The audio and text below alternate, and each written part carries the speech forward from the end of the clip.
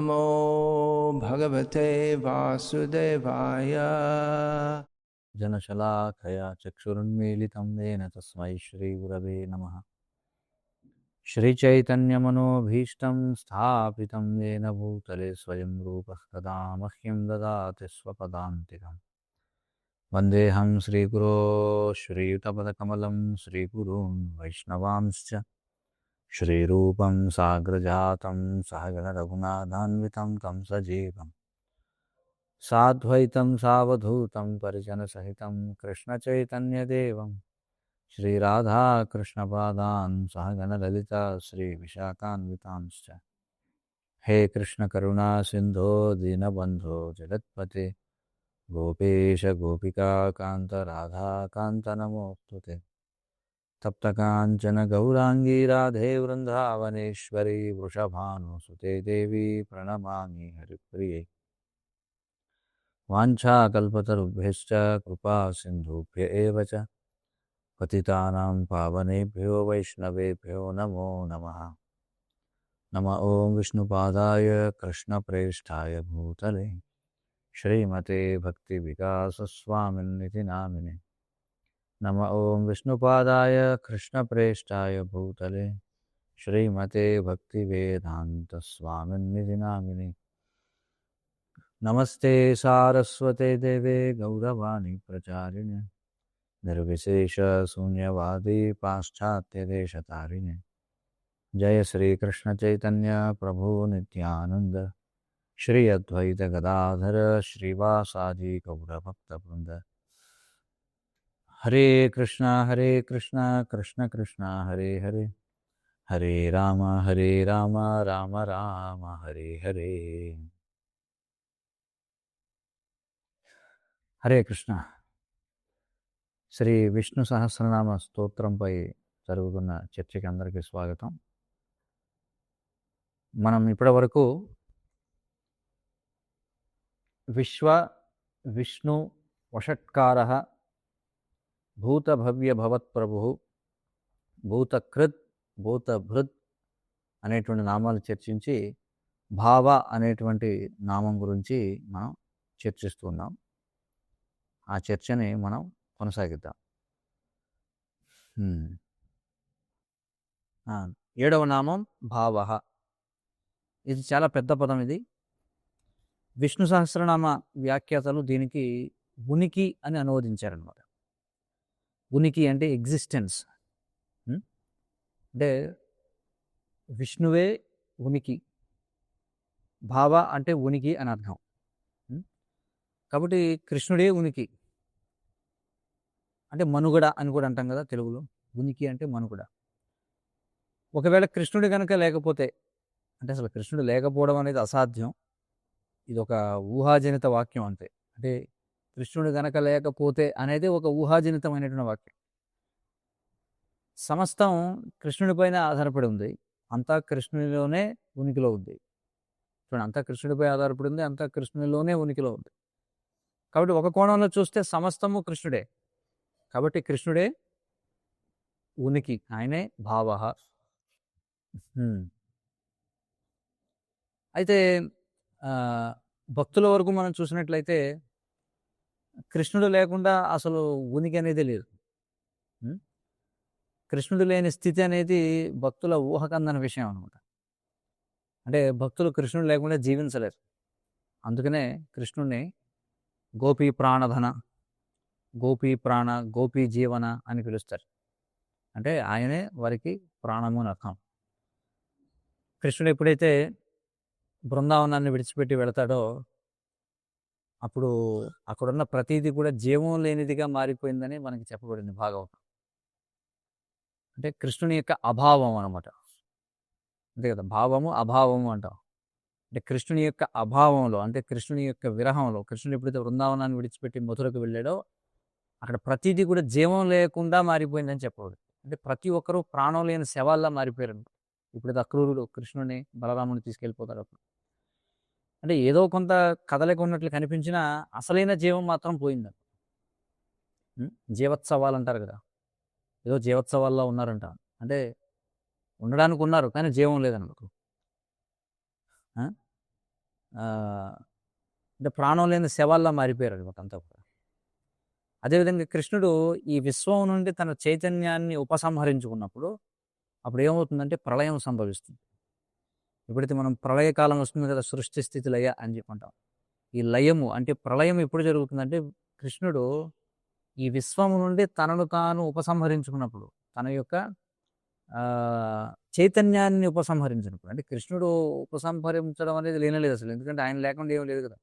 ఎందుకంటే విశ్వము అంటేనే కృష్ణుడు అని అర్థం అని చెప్తున్నాడు. కానీ ఆయన చైతన్యాన్ని ఎప్పుడైతే ఉపసంహరిస్తాడో వెంటనే ప్రళయం సంభవిస్తుంది. సమస్తం ఆయనలోనే లీనమై ప్రతిదీ జీవం లేనిదిగా మారిపోతుంది అనమాట. పురుష సూక్తంలో అలాగే శ్రీమద్ భాగవతంలో వర్ణించబడినట్లుగా 2వ స్కందంలో మనం చూస్తాం. ఎప్పుడైతే కృష్ణుడు ఈ విరాట్ రూపం ఏదైతే ఉంటుందో, అన్ని మూలకాలు అలాగే అన్ని మూలకాలకు సంబంధించినటువంటి దేవతలు ఆ విరాట్ రూపంలోకి ప్రవేశిస్తారు. కానీ ఎప్పటి వరకైతే ఆ పరమ పురుషుడు అంటే భగవంతుడు అందులోకి ప్రవేశించడో అప్పటి వరకు దానికి జీవం రాదన్నమాట. అందరూ చదువుకుంటారు కదా భాగవతంలో. కాబట్టి ఆయనే ఈ విశ్వానికి ప్రాణము, ప్రాణః. చూడండి, ఈ ప్రాణః అనేది కూడా విష్ణు సహస్రనామాల్లో మరొక నామం. అంటే ఈ నామాలన్నీ కూడా ఒకదానితో ఒకటి ముడిపడి ఉంటాయన్నమాట. అంటే ఆయనే ఉనికి, ఆయనే ప్రాణం. భగవంతుడికి వేరుగా ఎలాంటి ఉనికి లేదన్నమాట. ఇక్కడ పరాశర భట్టర్ వారు, శ్రీ వైష్ణవ ఆచార్యులు పరాశర భట్టర్ వారు, ఆయన ఒక చక్కగా వివరిస్తారు దీనికి. అంటే కృష్ణుడు తన ఐశ్వర్య సహితంగా తనను తాను ఎలా ప్రదర్శించుకుంటాడట అంటే, దీనికి ఉపమానం ఎలా ఇస్తారంటే, ఒక నెమలి చూడండి తన పింఛాన్ని విప్పి నిలబడింది అనుకోండి, ఎలా ఉంటుంది? నెమలి సాధారణంగా నెమలు అటు తిరుగుతుంటాయి, కానీ ఎప్పుడైతే తమ యొక్క పింఛాన్ని పూర్తిగా విప్పుతాయో ఇప్పుడు ఎలా ఉంటుంది చూడడానికి కదా. అంటే తన ఐశ్వర్యాన్ని ప్రదర్శించింది, అంతే కదా. సో అలా పరాశర భట్టర్ వారు వివరిస్తారన్నమాట. కాబట్టి భగవంతుడు తర్వాత మనకి రాబోయే విష్ణు సహస్రనామం మనం 7వ నామంలో ఉన్నాం, ఇంకా చాలా ఉన్నాయి. ఆయన యొక్క ఐశ్వర్యాలు చాలా ఉన్నాయన్నమాట. వాటన్నిటితో కూడి ఆ విధంగా నెమలి ఏ విధంగా అయితే తన పింఛాన్ని పూర్తిగా విప్పితే ఎంత మనోహరంగా ఉంటుందో అలా తన ఐశ్వర్యాలతో కూడి ఉంటాడని చెప్పారు. అయితే ఉనికి అంటే ఆయన ఏదో అలా ఉండిపోవడం అని కాదు. కొన్నిసార్లు మనం ఎవరినైనా ఎలా ఉన్నారు అని అన్నాం అనుకోండి, వాడు ఏమంటారు, ఏదో సాగిపోతుందండి, నడిచిపోతుంది, ఏదో నేను కేవలం అలా ఉన్నాను, ఎలాగోలో బతికే ఉన్నాను అని అంటూ ఉంటారు కదా. అంటే ప్రత్యేకంగా చెప్పడానికి ఏమీ లేదు అని అర్థం. అంటే నేను ఏదో రకంగా బతికున్నాను, ఉనికిలో ఉన్నాను అని అర్థం. కానీ కృష్ణుడి యొక్క ఉనికి అలాంటిది కాదనమాట. ఇప్పుడు బ్రహ్మవాదులు మనం చూస్తే, బ్రహ్మవాదులు, పరమాత్మవాదులు, భక్తులు ముగ్గురున్నారు. బ్రహ్మవాదులు కేవలం ఈ పరమసత్యంలో ఏ అంశాన్ని అనుభూతం చేసుకుంటారు? 3 ఉన్నాయి కదా, 3 దేన్ని అనుభూతి చేసుకుంటారు?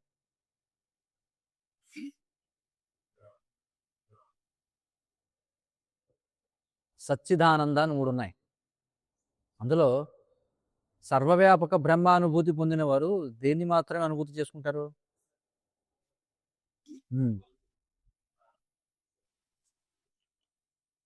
సత్ అంటే శాశ్వతత్వం, అంతే కదా.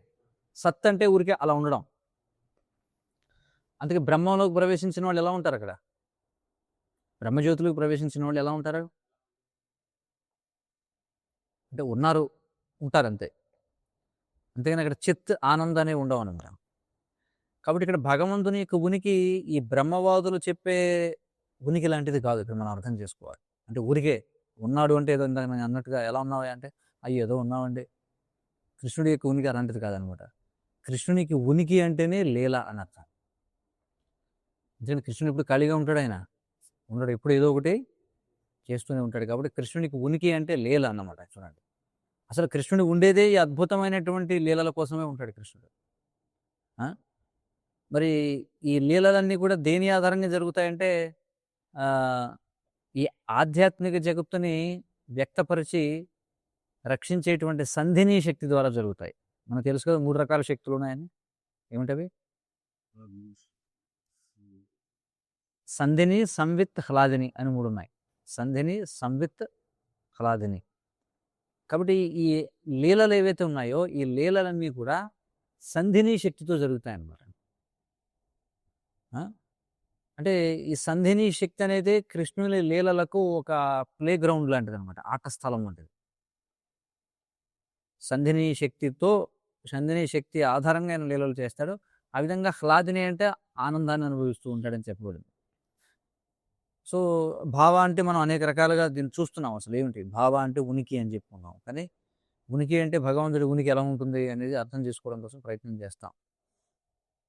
అంటే అనేక సందర్భాల్లో ఈ భావ అనే దానికి ఎలా అర్థాలు చెప్పబడ్డాయి. ఇక మన గౌడీయ వైష్ణవ సాంప్రదాయం మనం చూస్తే ఈ భావ గురించి చాలా ఎక్కువ మాట్లాడుకుంటాం మనం. అవునా కదా? మనకి ఈ భక్తిలో పురోగమించేటువంటి దశల్లో ఒక దశ ఏమిటి? భావస్థితిలో. లేకపోతే మనం అంటుంటాం ఆయన చాలా చాలా భావస్థితికి వెళ్ళిపోయాడు అని చెప్పి అంటాం కదా. ఇది మన సాంప్రదాయంలో చాలా సర్వసాధారణంగా వాడబడే మాట అన్నమాట, భావ అనేటువంటిది. అయితే దీనిని గౌడీ వైష్ణవ సాంప్రదాయంలో భావ అంటే కేవలం ఉనికి అనే అర్థంలో మాత్రమే కాకుండా మనం దీన్ని పరమానందం అనేటువంటి భావంలో మనం వాడుతుంటాం. మళ్ళీ భావం అనే మాట వాడండి. అంటే ఏ భావంలో పదాన్ని వాడే అంటున్నాం ఇప్పుడే చూడండి, భావం అనేది వాడుతున్నాం మళ్ళీ. అంటే మనం ఎప్పుడైతే ఆయన భావస్థితిలో వెళ్ళిపోయాడంటే మనం దాని అర్థం ఏమిటి? చాలా ఎక్స్టసీలోకి వెళ్ళిపోయాడు. ఎక్స్టసీ అంటాం కదా, చాలా ఎక్స్టసీలోకి వెళ్ళిపోయాడండి ఎందుకంటారు అంటే ఎప్పుడైతే దివ్య భావాలు లేదా ప్రేమ భావం కలుగుతుందో అప్పుడు మనం దాన్ని భావ అనేటువంటి మాటను ఉపయోగిస్తాం. కాబట్టి భావ అంటే అక్షరాల ఉనికిలోకి రావడం అని అర్థం అన్నమాట. ఆయన కూడా భగవద్గీతలో చెప్పబడినట్టుగా నజాయతే మ్రియతే వా కదాచిన్ నాయం భూత్వా భవితావాన భూయ. చూడండి ఇక్కడ మళ్ళీ ఈ పదానికి సంబంధించి భగవద్గీతలో మళ్ళీ 3 చోట్ల వాడారు ఇక్కడ ఒకే శ్లోకంలో. నాయం భూత్వా భవితావాన భూయ అంటే ఇక్కడ ఏమంటున్నాడు కృష్ణుడు జీవుడి గురించి భగవద్గీతలో 2వ అధ్యాయంలో చెప్తూ ఏమంటున్నాడు? జీవుడు కొత్తగా ఉనికిలోకి రాడు. అంటే కొత్తగా జీవి ఉనికిలోకి రావడం అనేది, జీవుడు ఎప్పుడూ ఉనికిలోనే ఉన్నాడు. అంటే కొత్తగా జీవులు తయారవుతాయా? జీవుడు ఎప్పుడు ఉనికిలోనే ఉంటాడు. జీవుడు నిత్యం ఉంటాడన్నమాట. అంటే కాలం యొక్క అన్ని దశలలోనూ ఉంటాడు జీవుడు. కాబట్టి భావ అంటే మనం దీనికి పూర్వనామాల్లో మనం చర్చించుకున్నాం కదా. సృష్టి అంటే అసలు అర్థం ఏమిటి? 2 రకాల దృష్టిలు ఉన్నాయి. వైదిక దృష్టి ఏమిటి? పాశ్చాత్య దృష్టి ఏమిటి? సృష్టి అనే పదానికి అంటే ఇప్పుడు పాశ్చాత్య దేశాల్లో అంటే ఇప్పుడు చూడండి, ఉదాహరణకి క్రైస్తవ మతంలో, మహమ్మదీయ మతంలో కూడా దేవుడు సృష్టించాడు అంటారు. అంటే దేవుడు సృష్టించాడు అనే మాట వాడినప్పుడు వాళ్ళ భావం ఏమిటి? అందులో వాళ్ళు ఏమనుకుంటున్నారు? అంటే శూన్యం నుంచి ఏదో సృష్టించాడు, అదే కదా వాళ్ళ భావన. కానీ వైదిక సంస్కృతిలో సృష్టి అంటే అర్థం అది కాదు. వైదిక సంస్కృతిలో సృష్టి అంటే ఏమిటి అర్థం? సృష్టించాడు అంటే దాని అర్థం ఏమిటి? వ్యక్తం చేశాడు అని అర్థం. మనకి భగవద్గీత 2వ అధ్యాయంలో కూడా శ్లోకం ఉంది కదా, ఏమిటది? అదొకటి ఉంది. మరొక చోటన ఏమిటది? వ్యక్త మధ్యాని భారత అవ్యక్త నిధనాన్యేవ తత్రకా పరిదేవన అని చెప్పారు. అవ్యక్తాదీని భూతాని వ్యక్త మధ్యాని భారత అవ్యక్త నిధనాన్యేవ తత్రకా పరిదేవన అని చెప్పారు. అర్థమవుతుంది కదా. అంటే ఆది యందు జీవులు అవ్యక్తంగా ఉన్నాయి, తర్వాత వ్యక్తం అవుతాయి, మళ్ళీ అవ్యక్తం అవుతాయి. కాబట్టి ఇక్కడ వైదిక పరిభాషలో సృష్టి అంటే ఏమిటి? ఉన్నదే కనిపించకుండా ఉన్నది కనిపిస్తుంది అని అర్థం. అది ఇక్కడ ఉద్దేశం అన్నమాట. అలా అర్థం చేసుకోవాలి. అయితే ఆధ్యాత్మిక ప్రపంచంలో కూడా అలాగే కనిపిస్తుంది. అంటే ఇప్పుడు చూడండి, ఆధ్యాత్మిక ప్రపంచంలో అక్కడ కూడా పగలు ఉంటుంది, రాత్రి ఇవన్నీ ఉంటాయి. కానీ భౌతిక ప్రపంచంలో లాగా ఆధ్యాత్మిక ప్రపంచంలో ఈ మూలకాల నాశనం లేదా క్షీణత అనేది ఉండదన్నమాట. ఎందుకంటే అక్కడ భౌతిక పదార్థం ఉంటుందా? ఉండదు. అంతా కూడా ఆధ్యాత్మిక కణాలే అక్కడంతా కూడా. ఉమ్. కాబట్టి అక్కడ విషయాలు ఉనికిలోకి రావడం అనేది కేవలం కృష్ణుని ఆనందం కోసం రకరకాల వైవిధ్యాన్ని సృష్టించడానికి మాత్రమే జరుగుతుందన్నమాట. ఇది భౌతిక నియమాలకు లోబడి ఉండదు. ఇక్కడ మనం చూస్తే భౌతిక ప్రపంచంలో మనం చెప్పుకున్నాం, కాలం ఏం చేస్తుంది భౌతిక ప్రపంచంలో? లోకక్షయకృత్ ప్రవృద్ధో అని చెప్పి అంటాడు కృష్ణుడు. క్షీణింపజేస్తుంది ప్రతిదాన్ని కూడా కదా. కానీ ఆధ్యాత్మిక ప్రపంచంలో దాని ప్రభావం అలా ఉండదన్నమాట. ఉదాహరణకి మనం చూస్తే కృష్ణుడు రాత్రిపూట రాసలీలలో ఎంతో ఆనందంగా గడుపుతున్నప్పుడు ఆయన రాత్రి ఎంతకాలం పాటు జరిగిందని చెప్పారు? అంటే బ్రహ్మదేవుని యొక్క ఒక రాత్రి అంత సుదీర్ఘంగా పొడిగిస్తాడనమాట. చూడండి ఆ రాత్రిని. రాసలీల జరిగినటువంటి రోజు రాత్రి, ఆ రాత్రి బ్రహ్మ యొక్క రాత్రి సమయం ఉందట. అంటే ఎన్ని సంవత్సరాలు? 43 లక్షల సంవత్సరాలని 1000తో గుణిస్తే ఎంతైతే అవుతుందో అది బ్రహ్మకి ఒక రాత్రి. చూడండి అంత సమయం పాటు రాసలీల జరిగింది. అంటే అది ఈ భౌతిక ప్రపంచపు ఏవైతే నియమాలు ఉన్నాయో దానికి అతీతంగా అయిపోయిందనే కదా అర్థం. కానీ లౌకిక ప్రపంచ భౌతిక శాస్త్రం ప్రకారం కాలం ఎప్పటిలాగే సాగిపోతూ ఉంది. చూడండి అది లీలాశక్తి అంటే. అంటే ఈ బృందావనంలో కృష్ణుడు రాసలీల జరిగేటప్పుడు ఆ చోట మాత్రమే రాత్రి అంత పొడుగు అంత దీర్ఘంగా మారిపోయింది. మిగతా చోట మామూలుగానే తెల్లారుతుంది, అన్నీ జరుగుతున్నాయి, మామూలుగా జరుగుతుంది. ఇదంతా కూడా అచింత్యం అనమాట, మనకు అర్థం కాదు ఇదంతా. కాబట్టి భావ అంటే ఉనికి అని, లేదా స్థితి అని, అంటే స్టేట్ ఆఫ్ బీయింగ్ అని చెప్పి అంటాం. మనకి భారతీయ భాషల్లో హిందీలో ఉదాహరణకి ఏదైనా ఒక వస్తువు యొక్క విలువని లేదా ధరని తెలుసుకోవాలంటే ఏమని అడుగుతారు? హిందీలో క్యా భావ్ హై అంటారు కదా. క్యా భావ్ హై అంటారు. సో కాబట్టి ఇక్కడ భావ అంటే ధర లేదా విలువ అని కూడా అర్థం ఉంది. చూడండి ఒకటే మాట దానికి ఎన్ని రకాలుగా అర్థం ఉందనేది మనం చూడొచ్చు ఇక్కడ. హిందీలో మనం అంటాం ఇస్ చీజ్‌కా క్యా భావ్ హై అంటారు. వస్తువు ధర ఎంత అని అడుగుతుంటారు. అంటే వ్యాపారస్తుల వరకు వారికి భావ అంటే ఏమిటి? ఆ ధరే భావం అన్నమాట. అంతే కదా, ధరే భావం అక్కడ. అంటే అది ఏం చేస్తుంది? ఆ ధర అనేది ఆ వస్తువుకి ఒక ఉనికినిస్తుంది. అంటే దాని విలువ ఎంత డబ్బు అని అడిగినట్టు, అంతే కదా. అంటే వారి దృష్టి ప్రకారం ఒక వస్తువు యొక్క అసలు ఉనికి దాని ధరపై ఆధారపడి ఉంటుంది. ఉదాహరణకి బంగారం. బంగారంలో అంత ప్రత్యేకత ఏముంది చెప్పండి? బంగారం మనం ఏమైనా తింటామా? తినం. బంగారం నుంచి ఏమైనా సంగీతం ఏమైనా వస్తుందా? బంగారం ఏం రాదు. దానికి ఏమైనా సువాసన ఏమైనా ఉందా? సువాసన ఉండదు. మరి బంగారంలో అంత గొప్ప విషయం ఏమిటి? చూడడానికి కొంచెం బాగుంటుంది బంగారం, కానీ ఇత్తడి కూడా అలా కనిపిస్తుంది కదా. ఇత్తడి కూడా బంగారంలాగా ఉంటుందా లేదా? ఉంటుంది. మరి ఏమిటి బంగారంలో ఏమిటి తేడా చెప్పండి? చాలాసార్లు మనం చెప్తే తప్ప తెలియదు ఇత్తడా బంగారం అని. మరి ఏమిటి అక్కడ విశేషం?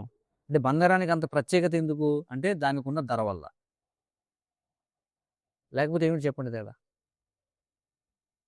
ఆ ధర అంటే ఏమిటి? దానికి భావ. భావం అంటే విలువ.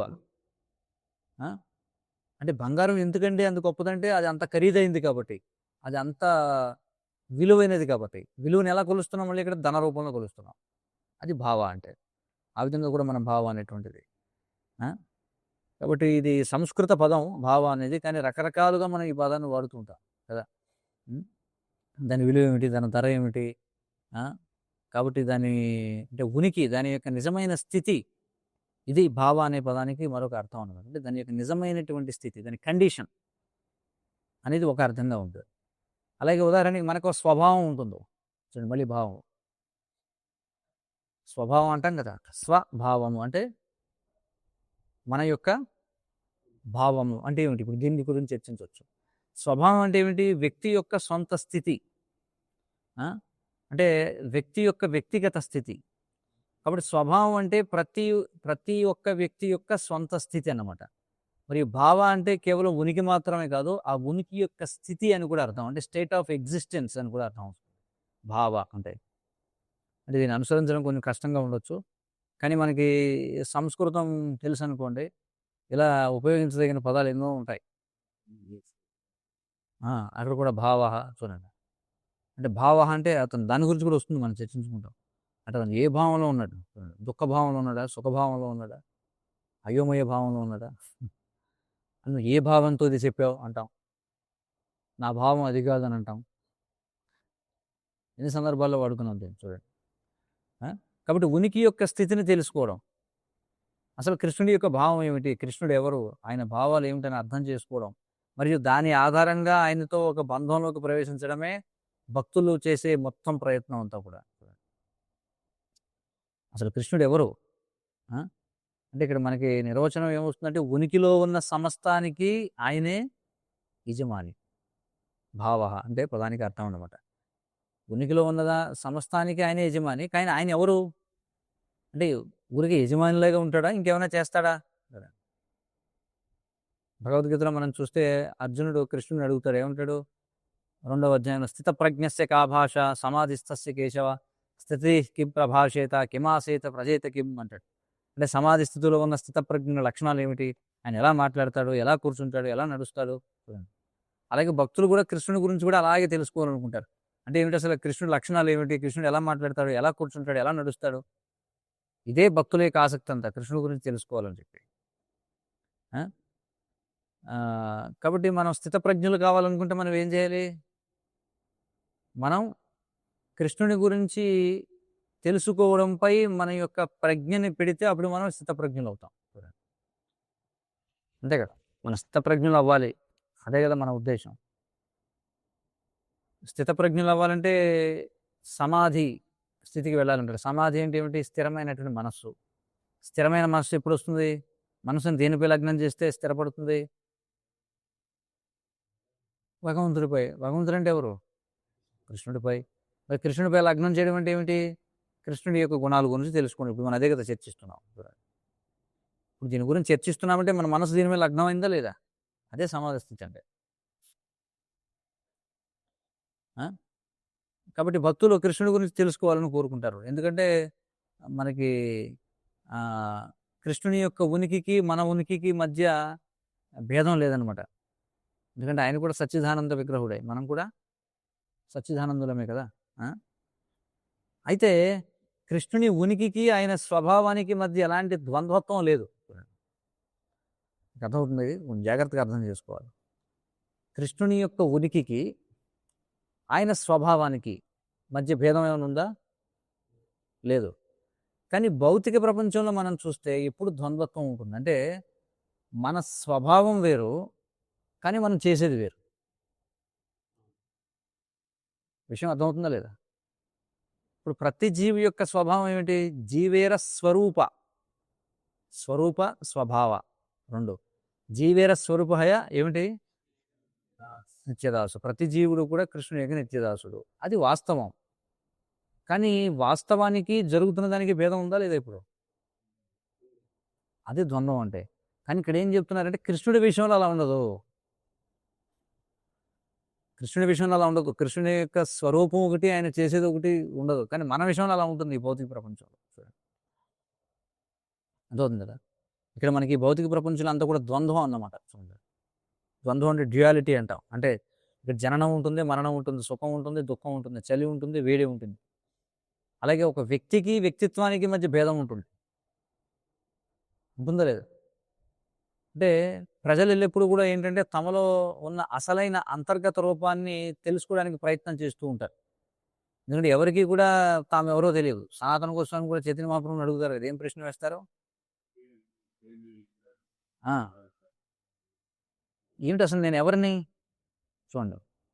అంటే ప్రతి ఒక్కడికి నేను ఎవరిని, అసలు నా స్వభావం ఏమిటి తెలుసుకోవాలని ఆతృత ఉందా లేదా?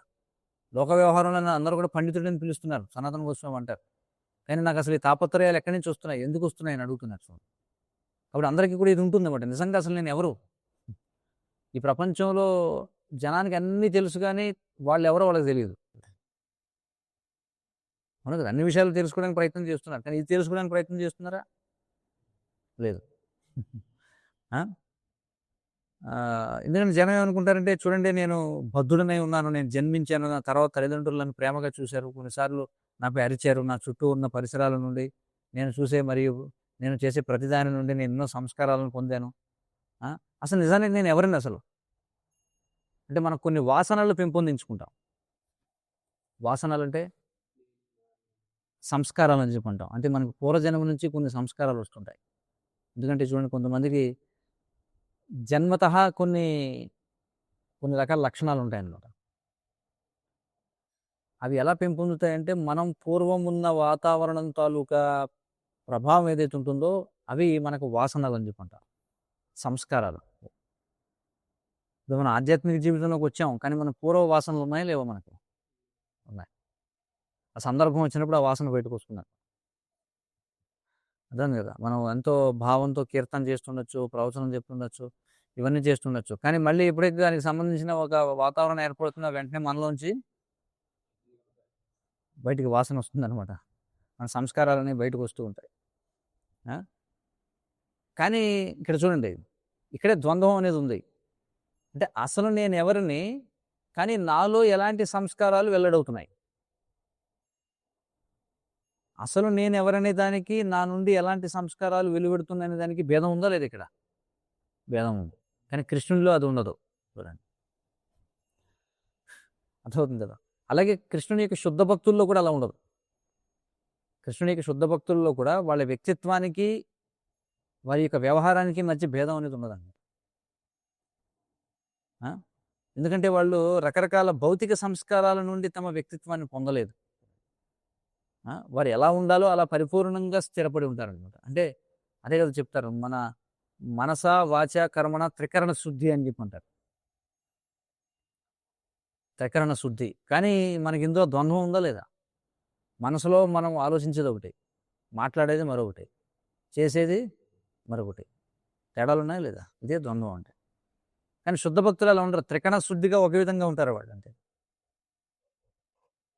జరుగుతుంది కదా, అది ఇక్కడ విశేషం అన్నమాట. కాబట్టి జనం తెలుసుకోవాలని కోరుకుంటారు, ఏమిటి అసలు మనం ఎవరం ఏమిటి తెలుసుకోవాలనుకుంటారు. కానీ వాస్తవంగా మనం భక్తి చేస్తే మనకే తెలుస్తుంది.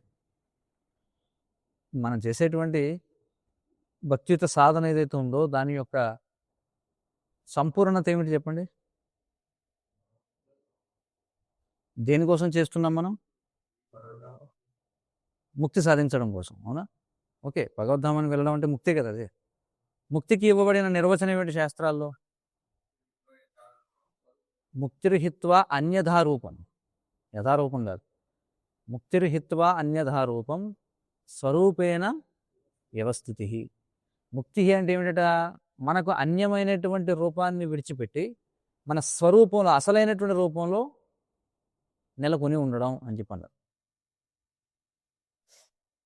అవుతుంది కదా. అంటే మనందరికీ కూడా ఏమిటి, మనకు ఒక ఆధ్యాత్మిక ప్రపంచంలో మనకు ఒక స్వరూపం అనేది ఉందా లేదా? సో మనం చేసే ఆధ్యాత్మిక సాధన యొక్క పరిపూర్ణత ఏమిటి? అంతిమంగా మన యొక్క స్వరూపం ఏమిటో తెలుసుకోవడం. మరి మన స్వరూపం ఏమై ఉండొచ్చు? బహుశా మనం గడ్డిపోస అయి ఉండొచ్చేమో. అవును కదా. మన స్వరూపం ఆధ్యాత్మిక ప్రపంచంలో గడ్డిపోస అవ్వచ్చు, అది మనం అసలు ఊహించి ఉండకపోవచ్చు కదా. మనం ఇక్కడేదో పెద్ద టెంపుల్ ప్రెసిడెంట్ లేకపోతే అది అని అనుకుంటూ ఉండొచ్చు, కానీ మన స్వరూపం ఏమిట్రా అంటే నిజంగా గడ్డిపోస అయి ఉండొచ్చు కదా. సాధారణంగా జనం అందరూ ఏమనుకుంటారంటే మన దేవుళ్ళు అయిపోదాం అనుకుంటారు. సాధారణంగా జనం అదే కదా అనుకుంటారు, యోగా చేయండి, ధ్యానం చేయండి, మీరు దేవుడు అయిపోండి అంటారు.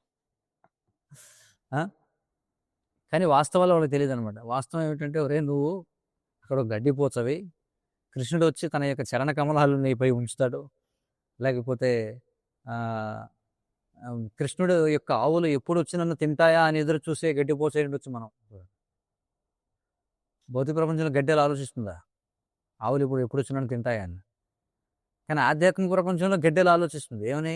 కృష్ణుని యొక్క ఆవులు ఎప్పుడు ఇలా వస్తాయి, ఎప్పుడు కృష్ణుడు నన్ను తొక్కుతాడు, లేదా కృష్ణుని యొక్క ఆవులు ఎప్పుడు నన్ను తింటాయి. అంత దివ్యం అనమాట. అక్కడ ఏమి చనిపోవడం అనేది ఉండదు. అక్కడ గడ్డి తింటే గడ్డి తినిపోవడం అనేది ఉండదు అక్కడ.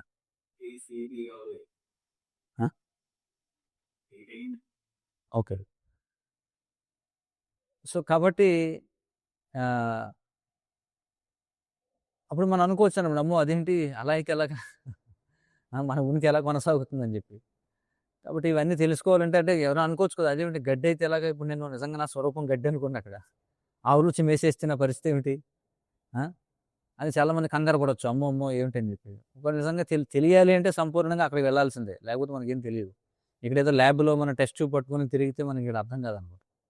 అది ఎలా సాధ్యం అవుతుంది ఏమిటనేది. హ్మ్. కాబట్టి ఇది భావ అనే దాని గురించి సమయాభావం అవుతుంది కాబట్టి ఇక్కడితో చర్చ ముగిస్తాను. ఇంకా ఉంది ఈ భావ అనే పదం గురించి చర్చించడానికి. మళ్ళీ రేపటి రోజున భగవత్ చిత్తమైతే మళ్ళీ చర్చ కొనసాగిద్దాం. హరే కృష్ణ కృష్ణ కృష్ణ హరే హరే, హరే రామ రామ రామ హరే హరే. శ్రీ విష్ణు సహస్రనామ స్తోత్రంకి ఎవరికైనా ఏమైనా ప్రశ్నలు ఉన్నాయా?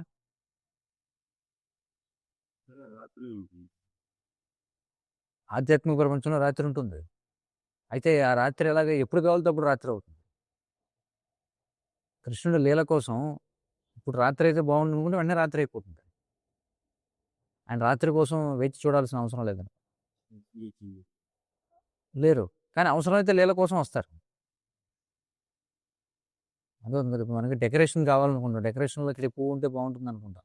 అలా కృష్ణుడు కూడా అలాంటి నృత్యం చేసేటప్పుడు ఆయన కూడా ఆకాశం ఇలా మరీ బ్యాక్గ్రౌండ్ డార్క్గా ఉంది, ఇక్కడ ఏమైనా కొన్ని నక్షత్రాలు ఉంటే బాగుందంటే వెంటనే నక్షత్రాలు వచ్చేస్తాయి.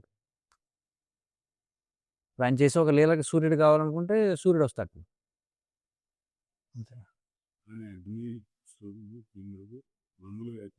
ఇక్కడలాగా ప్రవాహం చూపరు వాళ్ళు. ఇక్కడలాగా వాళ్ళ పెత్తనం సాగదనమాట. అక్కడంతా కృష్ణుడి పెత్తనమే. కృష్ణుడికి కావలసినప్పుడల్లా వాళ్ళు వచ్చి సాయం చేస్తారు లీలలో భాగంగా. కొరియోగ్రఫీ లాగా అనమాట. ఇప్పుడు కృష్ణుడికి మూడ్ ఉంది. ఇప్పుడు నేను వెళ్ళి నాకు పున్నమి రాత్రి థీమ్ కావాలి నాకు అని చెప్పి అనుకున్నాడు అనుకోండి, వెంటనే చంద్రుడు ఏర్పాటు అవుతాడు అక్కడంతా కృష్ణుడి పైన ఆధారపడి ఉంటుంది. కానీ వాళ్ళు కేవలం కృష్ణుని యొక్క లీలల్లో ఉపకరణాలుగా ఉంటారు. ఇక్కడలాగా వాళ్ళు శాసించరు అనమాట. ఇక్కడలాగా వాళ్ళు రాత్రి అగ్ని సూర్యుడు శాసించడం అనేది ఉండదు ఆధ్యాత్మిక ప్రపంచం. స్వయం ప్రకాశం కృష్ణుడి నుంచి అంత వెలుగంత నేరుగా ఉంటాయి. అవి మన యొక్క సూక్ష్మ శరీరంలో అంటే మనకి మనసులో అవన్నీ కూడా నిక్షిప్తమై ఉంటాయి. వాసనలన్నీ కూడా స్టోర్ అంటే మెమరీ కార్డులో లాగా స్టోర్ అయి ఉంటాయి. అర్థమవుతుంది కదా. సో ఆ వాతావరణం వచ్చినప్పుడు అవి బయటకు వస్తాయి. సంస్కారము అన్న వాసన అన్నారు ఒకటి, రెండు ఒకటే. ఇక్కడ సంస్కారాలు అంటే మనం పొందిన ట్రైనింగ్ అని అర్థం, ఒక విధంగా చెప్పాలంటే. చూడండి, అదే మళ్ళీ సంస్కృతంలో ప్రతిదానికి అనేక అర్థాలు ఉన్నాయి. సంస్కారాలు అంటే మనకి మామూలుగా ఏదో గర్భధాన సంస్కారం, అన్నప్రాసన, నామకరణం, దాన్ని సంస్కారం అంటాం. ఈ మాటను మరొక దానికి కూడా వాడతాం. అంటే మనం పొందిన శిక్షణ ఎలాంటిది, మంచి శిక్షణ, చెడు శిక్షణ, అర్థవుతుంది కదా. పూర్వ సంస్కారాలు అంటాం. అప్పుడు అక్కడ పూర్వ సంస్కారాలు అన్నప్పుడు ఈ సంస్కారాల గురించి కదా మనం మాట్లాడుతుంది. మన శిక్షణ ఎలా ఉంది, ఎలాంటి వాతావరణంలో మనం ఎదిగాం, ఎలాంటి అలవాట్లను మనం పెంపొందించుకున్నాం. సో అలవాట్లు ఇప్పుడు పూర్వం ఎవరికైనా బాగా మందు తాగిన అలవాటు ఉందనుకోండి, వాళ్ళు భక్తులైన తర్వాత కూడా ఒకవేళ బాగా మందు తాగుబోతుల వాతావరణంలోకి వెళ్ళినప్పుడు వాళ్ళు కొంచెం కనెక్ట్ అవుతారు అనమాట. దాన్ని అర్థమవుతుంది కదా. అంటే అక్కడే ఉండిపోతారని కాదు, కానీ అది ఆ ప్రభావం చూపిస్తుంది. కానీ వెంటనే భక్తులు దాన్ని నియంత్రణ చేసుకుంటారు. అలాగే దీనికి వ్యతిరేకం ఇప్పుడు ఎవరైనా భక్తి వాతావరణంలో పెరిగారనుకోండి, చిన్నప్పటి నుంచి వాడిని ఏ చదువుకు అమెరికా పంపేశారనుకోండి, అమెరికాలో కూడా ఎక్కడన్నా అలాంటి భక్తి వాతావరణం కనిపిస్తే వెంటనే కనెక్ట్ అవుతాడు. అంటే ఇందులో నెగిటివ్ ట్రైనింగ్ ఉంది, పాజిటివ్ ట్రైనింగ్ ఉంది. చెడు సంస్కారాలు అయితే చెడు వాతావరణం రాగానే అవి బయటకు వస్తాయి. మంచి సంస్కారాలు అయితే మంచి వాతావరణం రాగానే మళ్ళీ బయటకు వస్తాయి. అదే కృష్ణుడు భగవద్గీత 6వ అధ్యాయంలో చెప్తాడు. ఏమంటాడు, ఈ పతన యోగి ఎవరైతే ఉంటాడో అతను మళ్ళీ ఏమవుతుంది, తర్వాత జన్మలో మళ్ళీ వీటన్నింటినీ కూడా త్వరగా మళ్ళీ అందిపుచ్చుకుంటాడని చెప్పి అంటాడు. పూర్వ సంస్కారాల వల్ల మళ్ళీ అతడు ఎక్కడెక్కడైతే, అందుకే చూస్తాం మనం చాలామంది చిన్న వయసులోనే ఎందుకని ఆధ్యాత్మిక ఆసక్తి చూపిస్తారంటే వాళ్ళకి పూర్వం ఉంది కొంత. ఒకడు చిన్నప్పుడే మందుబాబు అయిపోతాడు అంటే వాడు పూర్వం మందుబాబు అన్నమాట. ఒకడు చిన్నప్పుడే భక్తుడు అవుతాడు, ఎందుకంటే పూర్వజన్మలో వాడు భక్తుడై ఉన్నాడు కాబట్టి. వీటినే సంస్కారాలు, వాసనలు అని అంటారు. భావ అనేటువంటి నామానికి అర్థం ఉనికి అని చెప్పి మనం చెప్పుకున్నాం. ఈ భావ అనేటువంటి పదాన్ని ఏ ఏ అర్థాల్లో భగవత్ సంబంధంగా వినియోగించబడుతుందనేది కూడా మనం చూసాం. అలాగే మన యొక్క స్వభావము, దాని గురించి మనం చర్చిస్తున్నాం. మన యొక్క స్వరూపము అని. అంటే భగవంతుడనేటువంటి వ్యక్తికి, ఆయన స్వభావానికి వ్యత్యాసం ఉండదు.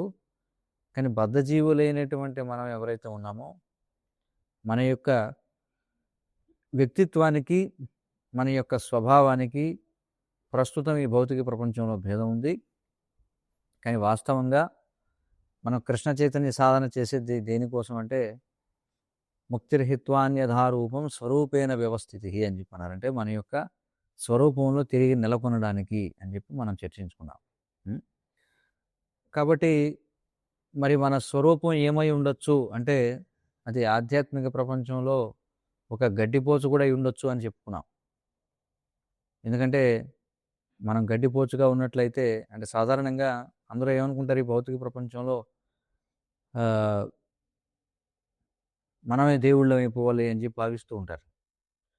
కానీ వైష్ణవుడు మనం చూడొచ్చు, భాగవతంలో ఉద్ధవుడు ఏం కోరుకున్నాడంటే, తను ఒక గడ్డిపోచగా మారాలని కోరుకున్నాడు అనమాట ఆధ్యాత్మిక ప్రపంచంలో. ఎందుకంటే ఈ గోపికలు, కృష్ణుడు, వీళ్ళందరూ కూడా ఆ గడ్డిపై నడుస్తూ ఉన్నప్పుడు వారి యొక్క పాదపద్మ ధూళిని పొందవచ్చని అతడు ప్రార్థించాడు. చూడండి ఎంతటి వ్యత్యాసం ఉందో. కాబట్టి చెప్పలేము మన యొక్క స్వరూపం ఏమిటి అంటే, అక్కడ గడ్డిపోచు కూడా అయి ఉండొచ్చు.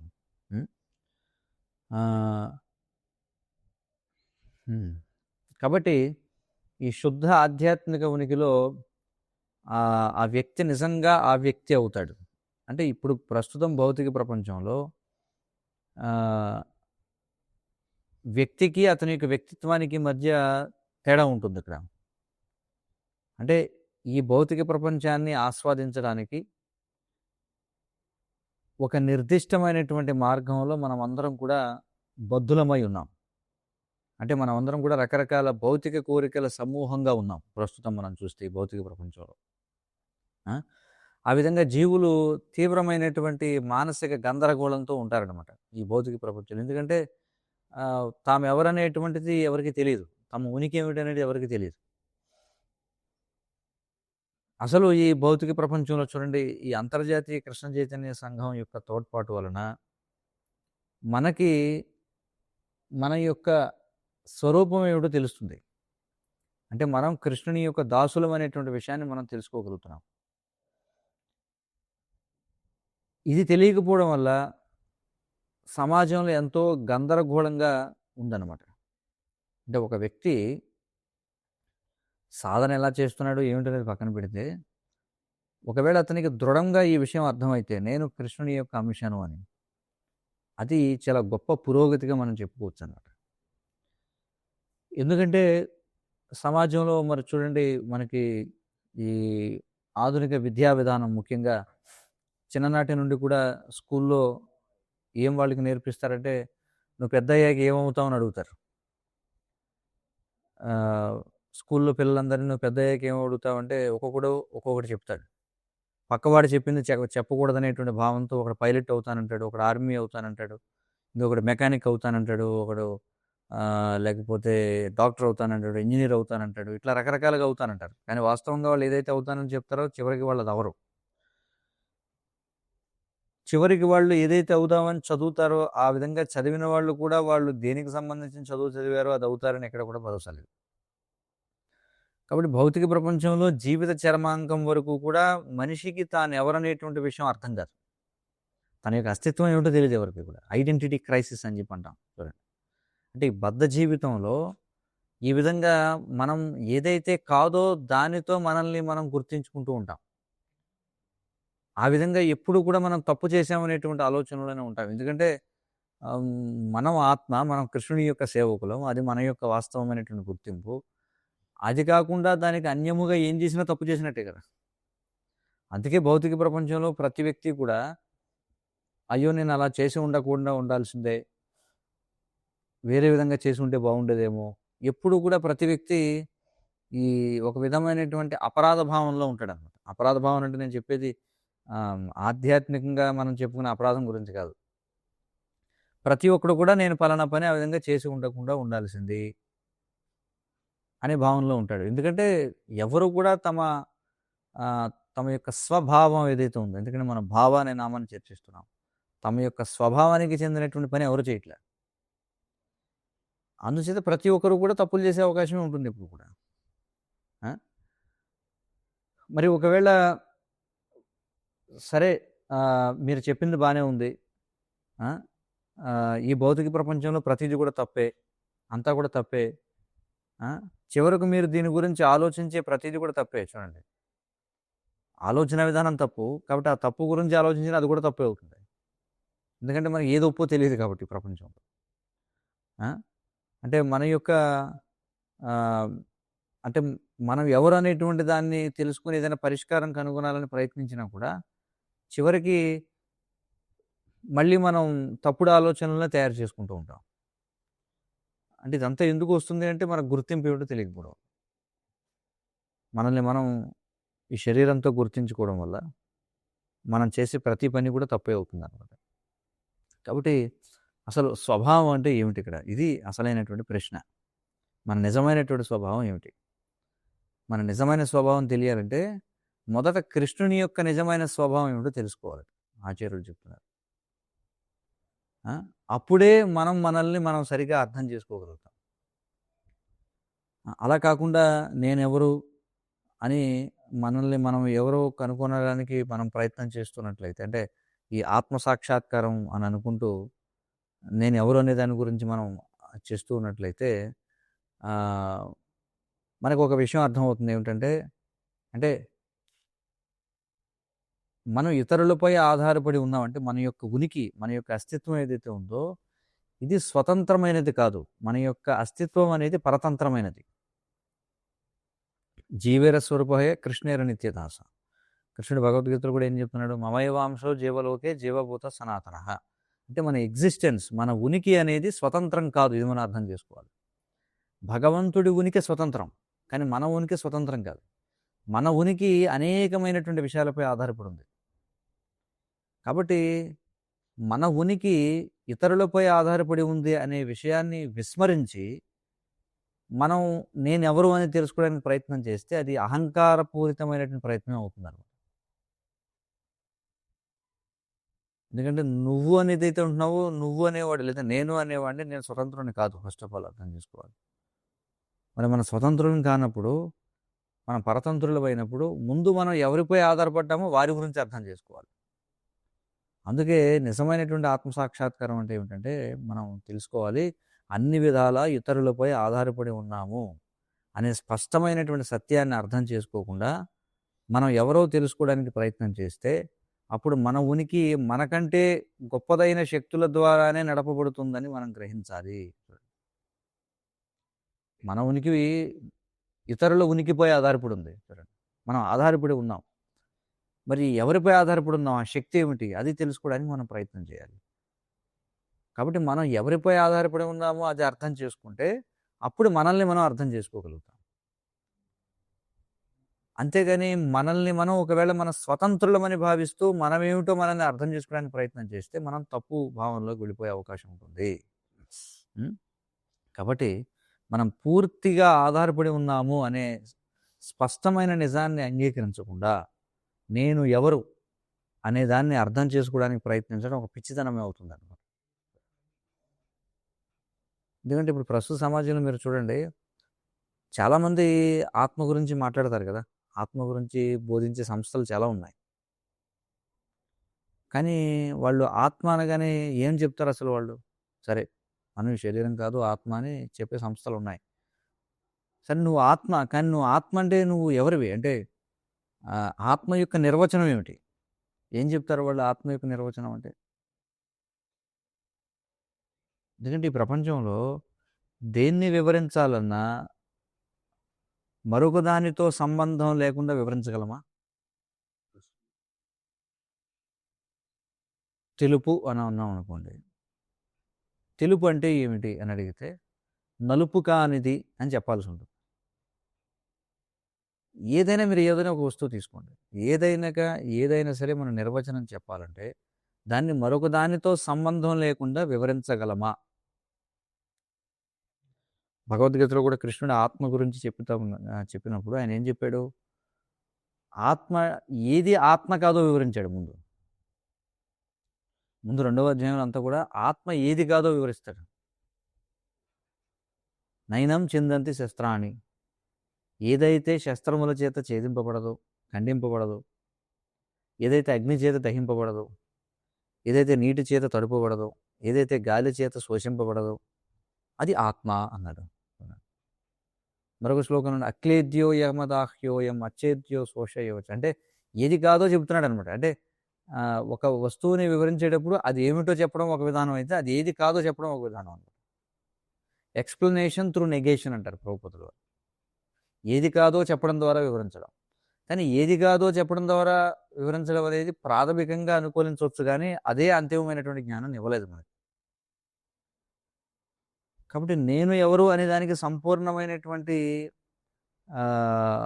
జ్ఞానం మనకి ఎప్పుడు వస్తుందంటే కృష్ణుడు గురించి తెలుసుకున్నప్పుడు. చూడండి, ప్రభుపాదుల వారు అందుకే భాగవతంలో ఆయన ఏమంటారంటే,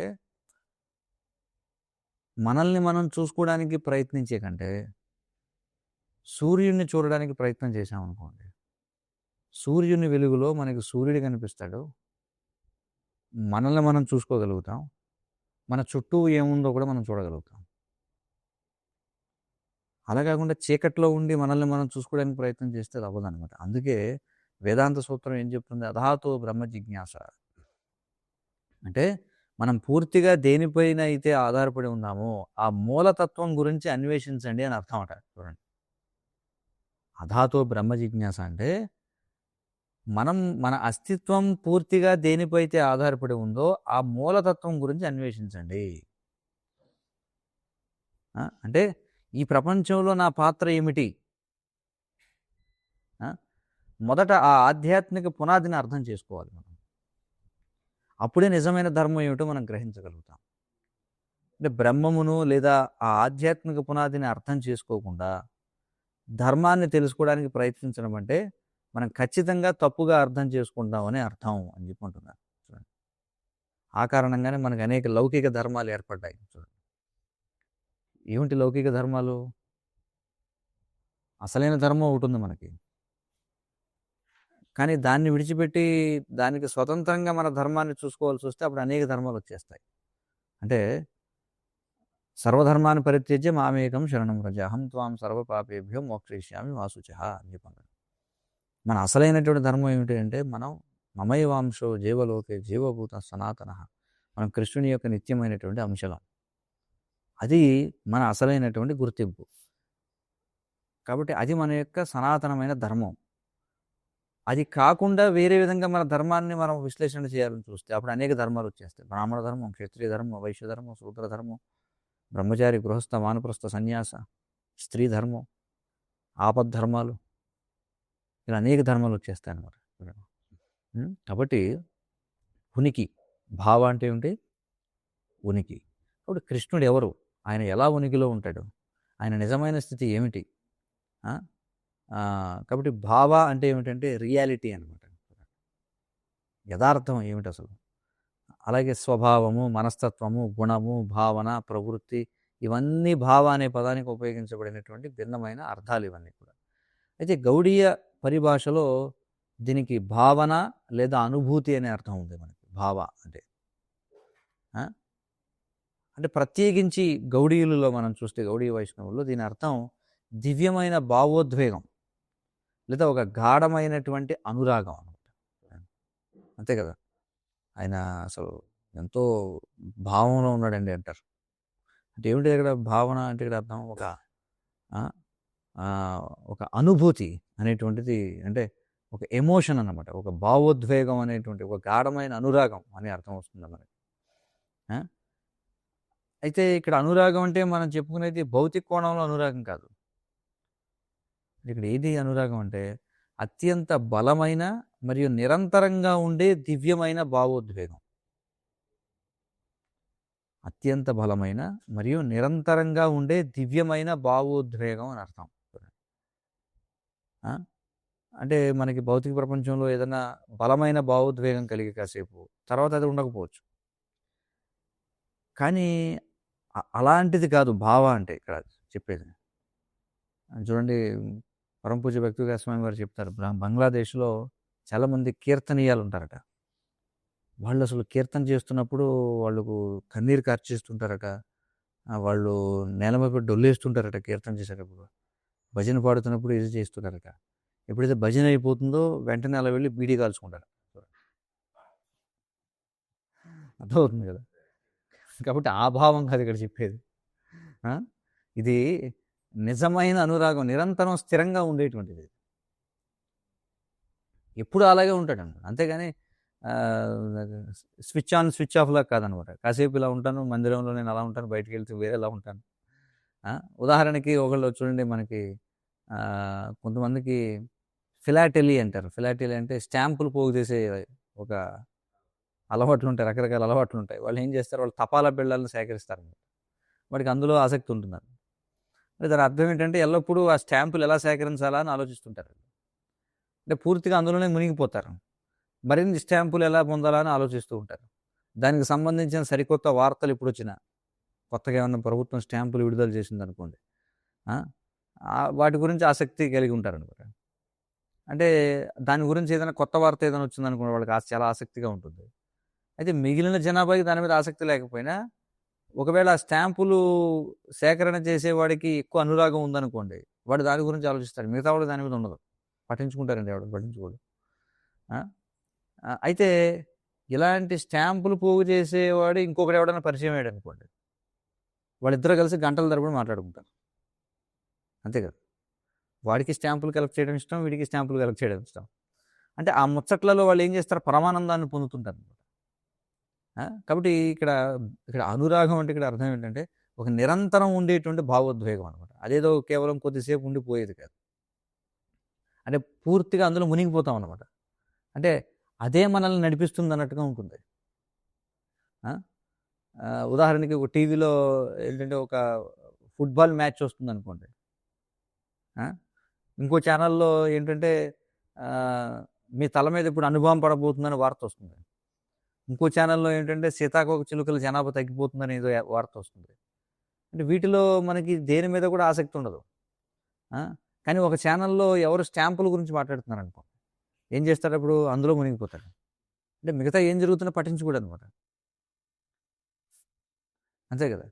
కాబట్టి కృష్ణుడి పట్ల ఈ విధమైనటువంటి దివ్య భావనలో పూర్తిగా మునిగిపోయే భక్తునికి ఆ కృష్ణుడే సర్వస్వం అవుతాడు. అంటే భౌతికంగా సాధ్యమే కదా ఇది, చూస్తారే కదా, భౌతికంగా సాధ్యం. సో ఎప్పుడైతే కృష్ణుడి పట్ల అలాంటిది ఉంటుందో అప్పుడు అలాంటి వాడికి కృష్ణుడే సర్వస్వం అయిపోతాడు అనమాట. వీడికి స్టాంపులే సర్వస్వం, ఇంకొకటి కోడి పందాలు సర్వస్వం, ఇంకోటి గుర్ర పందాలు సర్వస్వం. అలాగే వీడికి భక్తుడికి కృష్ణుడే సర్వస్వం అనమాట. అందుకే కృష్ణుడిని స్వయంగా భావహ అని పిలుస్తారు. కృష్ణుడికి సరిగ్గా భావహ అని పిలుస్తారు. ఎందుకంటే అంటే ఇతర అర్థాల్లో మనం చూస్తే ఈ భావహ అనే దానికి ప్రేమ, వాత్సల్యం, ఆసక్తి, ఇలా చాలా అర్థాలు ఉన్నాయి. కాబట్టి కృష్ణుడు ఈ భావం నుండి విడదీయరానివాడు. చూడండి, అదే తేడా. మనం నిన్న కూడా చెప్పుకున్నాం. కృష్ణుడు అనేటువంటి వ్యక్తికి, ఆయన వ్యక్తిత్వానికి మధ్య భేదం ఉంటుందా? ఉండదు. కానీ భౌతిక ప్రపంచంలో మన వ్యక్తిత్వం అంటే అసలైన స్వరూపం వేరు, కానీ ఇప్పుడు ఉన్నది వేరు. అందుకే విష్ణు సహస్రనామ వ్యాఖ్యాతలు భావ అనే పదానికి ఉనికి అని అర్థం చెప్పారన్నమాట. పైగా ఈ నామాల యొక్క క్రమానికి ఇది సరిగ్గా సరిపోతుంది, ఉనికి అనేటువంటి అర్థం. కానీ గౌడీ వైష్ణవ భక్తులు అలాగే పుష్టి మార్గాన్ని అనుసరించేవారు కూడా. పుష్టి మార్గం అంటే వల్లభ సాంప్రదాయం అని చెప్పుకుంటాం. వారు కూడా ఈ భావం గురించి ఎక్కువగా ఆలోచిస్తారు. మన సాంప్రదాయం అంతా కూడా భావ సాంప్రదాయం అన్నమాట. కాబట్టి కృష్ణుడే భావ, ఎందుకంటే ఆయన ఎల్లప్పుడూ తన భక్తుల పట్ల ప్రేమపూర్వక భావనలతో, దివ్య అనుభూతులతో నిండి ఉంటాడు. తన భక్తులపై ఆయనకు ఉండే ఆ ప్రేమ భావాల నుండి ఆయన ఉనికికి వేరు చేయలేమన్నమాట. కృష్ణుడిని భక్తుల నుండి విడదీయలేం, భక్తుడిని భగవంతుడి నుండి విడదీయలేం. చూడండి, అంటే భక్తులలో ఉండేటువంటి ప్రేమ భావాలకు ప్రేరణ ఎవరంటే కృష్ణుడే ప్రేరణ. కాబట్టి ఆయనే తన భక్తుల ప్రేమ భావాలకు పరమ లక్ష్యం. చూడండి, భక్తుని యొక్క భావానికి లక్ష్యం ఎవరంటే భగవంతుడు, విడదీయలేమన్నమాట. అలాగే భావ అంటే మరొక అర్థం మనకి తాత్పర్యం అని కూడా అర్థం. ఇప్పుడు చూడండి, భావం భాష్యం చదువుతున్నాం కదా, అక్కడ కూడా భావం అనే మాట వాడతాం మనం. ప్రభుపాదుల వారు ఎప్పుడు కూడా ఆయన ఇచ్చినటువంటి భాష్యాన్ని ఆయన పర్పట్ అంటే, ఇంగ్లీష్లో పర్పట్ అని చెప్పి అంటారు, అంటే తాత్పర్యం అన్నమాట. ఇంగ్లీష్లో ట్రాన్స్లేషన్ ఉంది, కాబట్టి తెలుగులో అనువాదం అని చదవాలి మనం వాస్తవంగా. భాష్యాన్ని భావం అని చెప్పచ్చు, కానీ అనువాదాన్ని భావం అనడానికి లేదు. భావం భాష్యం అంటాం ఒక్కోసారి, కానీ భావము భాష్యం ఒకటే. ఇది అనువాదం అన్నమాట.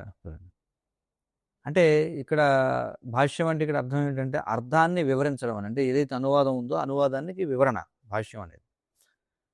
కొన్ని చోట్ల కొన్ని వ్యాఖ్యానాల్లో భావార్థం అని కూడా అంటారు దాన్ని. ఇక్కడ కూడా భావం అనే మాట వాడుతున్నాం. అంటే చూడండి మనం ఎన్ని చూస్తున్నాం, ఎక్కడెక్కడ భావం అనేటువంటి మాట వాడారు. ఇప్పుడు భావ అంటే అర్థము, అన్వయము, ఇవన్నీ కూడా వస్తాయి. కాబట్టి అంతరార్థాన్ని అందించడం అనేటువంటి అర్థం కూడా ఉంది. కాబట్టి శాస్త్రాల్లోని అన్ని వాక్యాలు సరళంగా నేరుగా ఉండవు, వాటిలో చాలా వరకు నేరుగా ఉండవు, లేదా వాటి వెనుక ఒక అంతర్లీనమైనటువంటి అర్థం ఉంటుంది. ఆ అంతరార్థం గురించిన రహస్యం తెలియని వారికి అది వెంటనే అర్థం కాదు. అందుకే మనకి భాష్యం అనేది అవసరం అనమాట. ఉదాహరణకి ఎవరైనా బృందావనానికి వచ్చి కృష్ణుడు ఎక్కడ అని అడిగారు అనుకోండి, బృందావనానికి వచ్చి, అప్పుడు మరొకరు ఏం చెప్తారంటే ఆయన మధురకు వెళ్ళాడని చెప్తారు. వెంటనే వచ్చిన వ్యక్తి ఆయన ఎప్పుడు తిరిగి వస్తాడు అని అడగగానే ఆయనతో మాట్లాడుతున్న బృందావన వాసి ఆ విరహవేదం తట్టుకోలేక అక్కడికక్కడే స్పృహత పడిపోతారు. అంటే వాళ్ళు ఆ భావంలో ఉంటారు. ఎందుకంటే వాళ్ళకి మనం చెప్పుకున్నాం కదా, వాళ్ళకి ప్రపంచం అంటే ఎంతవరకు, వాళ్ళకి బృందావనంలోనే అంతే. వాళ్ళు ఎప్పుడు వాళ్ళకి తెలిసిందల్లా ఏంటంటే కృష్ణుడు బృందావనం విడిచిపెట్టి వెళ్ళాడు, మళ్ళీ వస్తానని చెప్పాడు. ఎవరైనా వాళ్ళకి కృష్ణుడు బృందావనాన్ని విడిచిపెట్టి వెళ్ళిపోయాడు అనేది గుర్తు చేస్తే బృందావన వాసులు, ఇది వెంటనే వాళ్ళంతా ఏమైపోతారు, పడిపోతారు అంతే. చూడండి, స్పృహత పడిపోతారు. అదేంటే ఇప్పుడు వచ్చినాడు, ఇదేంటి నేనేం అడిగాను ఇతన్ని, ఏదో ప్రశ్న అడిగాను అంతే కదా అని అనుకోవచ్చు అడిగిన వ్యక్తి. కానీ ఆ మాట వెనుక ఉన్న భావం ఏమిటో, దాని అంతర్లేని తాత్పర్యం ఏమిటో అతనికి తెలియదు ప్రశ్న వేసేవాడు. అంటే ఊరికే నేను కృష్ణుడు ఎప్పుడు వస్తాడు మళ్ళీ అన్నందుకు ఇలా టప్పన పడిపోయాడు ఏంటి, నువ్వు అడిగేసి వదిలేసాం అంతే, కానీ దాని వెనకాల ఎంత భావం ఉంది చూడండి. అంటే బహుశా బృందావనంలోని ప్రజలు కూడా ఆ విరహ వేదనని మాటలు చెప్పలేరు అనమాట, దాని గురించి ఆలోచించని కూడా లేరు. కాబట్టి వీటన్నిటికీ అసలైన అంతరార్థం ఏమిటి చూడండి, కాబట్టి భావం అని చెప్పి అంటాం. ఎందుకంటే వాళ్ళు అందులో మునిగిపోయి ఉంటారు. వాళ్ళకి ఎవరైనా గుర్తు చేశారనుకోండి పొరపాటున కృష్ణుడు ఇక్కడ లేడని, వెంటనే అంటే ప్రతిదాని వెనుక ఎంతో భావం ఉంటుంది. ఏ భావంతో మీరు అడిగారు, లౌకికంగా కూడా మనం చూస్తుంటాం. ఎవరైనా ఒక వ్యక్తిని మామూలుగా ఏదో తింటున్నాడు, ఆ వ్యక్తి తింటున్న వ్యక్తిని ఏమిటి ఎంత తింటున్నావు అన్నాం అనుకోండి, వాడు దాన్ని వేరే రకంగా అర్థం చేసుకోవచ్చు కదా. ఏంటి ఇలా ఎంత తింటున్నావు అన్నాడంటే, అంటే నేను తిండిపోతుంది అనుకుంటున్నాడా, అంటే నేను ఇదే పని మీద ఉంటాను అనుకుంటున్నాడా అని అనేక రకాల భావాలు చూడండి, అర్థమవుతుంది కదా. కాబట్టి శాస్త్రాల్లో ఇలాంటి వాక్యాలు అనేకమైనటువంటి ఉంటాయి. ఉదాహరణకి భూత భృన్నచ భూతస్థో మమాత్మ భూత భావన అని కృష్ణుడు భగవద్గీతలో చెప్తాడు. మరి ఈ పదాలన్నింటికి అర్థం ఏమిటి, కృష్ణుడు అర్జునుడికి ఈ విషయాలు చెప్తున్నాడు. అర్జునుడికి అర్థమవుతుంది అది. కృష్ణుడు ఏ భావంతో భగవద్గీతలో శ్లోకాలు చెప్పాడు అనేది అర్జునుడికి అర్థమవుతుంది, కానీ మనకు అర్థమవుతుందా ఊరికే శ్లోకాలు ఇచ్చి వదిలేస్తే, లేదా కేవలం అనువాదం ఒకటే ఇచ్చి వదిలేశారనుకోండి, మనలాంటి వాళ్ళు ఎలా అర్థం చేసుకుంటారు దాన్ని, అంటే దాని వెనకాల ఉన్నటువంటి భావం మనకి ఎలా అర్థమవుతుంది. అర్జునుడు వేసిన ప్రశ్నలు కృష్ణుడికి అర్థమవుతున్నాయి, కృష్ణుడు చెప్పిన సమాధానాలు అర్జునుడికి అర్థమవుతున్నాయి. కానీ అర్జునుడి ప్రశ్నలు వేస్తే ఏ భావంతో ప్రశ్న వేసాడో మనకు అర్థం కాదు, అర్జునుడు వేసిన ప్రశ్నకి కృష్ణుడు సమాధానం చెప్పినప్పుడు ఏ భావంతో చెప్పాడో మనకు అర్థం కాదు. మరి ఇది అర్థం కావాలంటే మనకి ఏం కావాలి, భాష్యం కావాలి కదా. సో కాబట్టి చూడండి, ఇప్పుడు అర్జునుడు కూడా ఏమంటాడంటే కిం తద్బ్రహ్మ కిమధ్యాత్మం అని ప్రశ్నలు అడుగుతాడు. కృష్ణుడు కూడా ఈ ప్రశ్నలన్నిటికీ కేవలం ఒక్క ముక్కలో సమాధానం చెప్తాడు, కానీ ఆ ఒక్క ముక్కకు కూడా మరింత వివరణ అవసరం అవుతుంది మనకి, చెప్పు వదిలేస్తాడు అంతే. అలాగే అక్షరం బ్రహ్మ పరమం స్వభావోధ్యాత్మం ఉచ్యతే అని చెప్పి అంటాడు ఉదాహరణ కృష్ణుడు. ఆ? ఆ, కాబట్టి మనం అర్జునుడు కాదు కాబట్టి బ్రహ్మము అంటే నాశనము లేనిది అని చెప్పారనుకోండి, మనకి అంతకంటే ఎక్కువ ఏం అర్థం అవుతుంది చెప్పండి? మనకు అర్థం కాదు.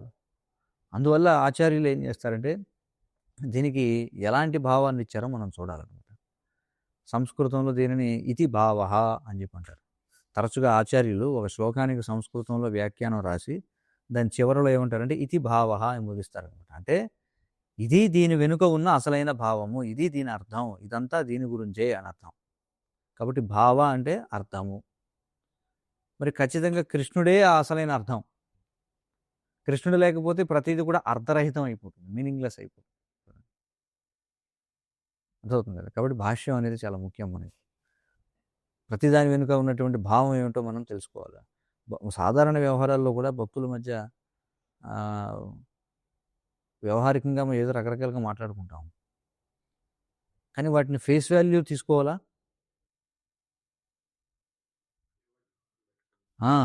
చూడండి, నేను ఏదైనా ఒక మాట అడిగాను ఒకరిని, అడిగినప్పుడు దాన్ని కేవలం ఫేస్ వాల్యూ తీసుకోవాలా, లేకపోతే ఏ భావంతో అడిగాడు ఎలా తెలుస్తుంది? అది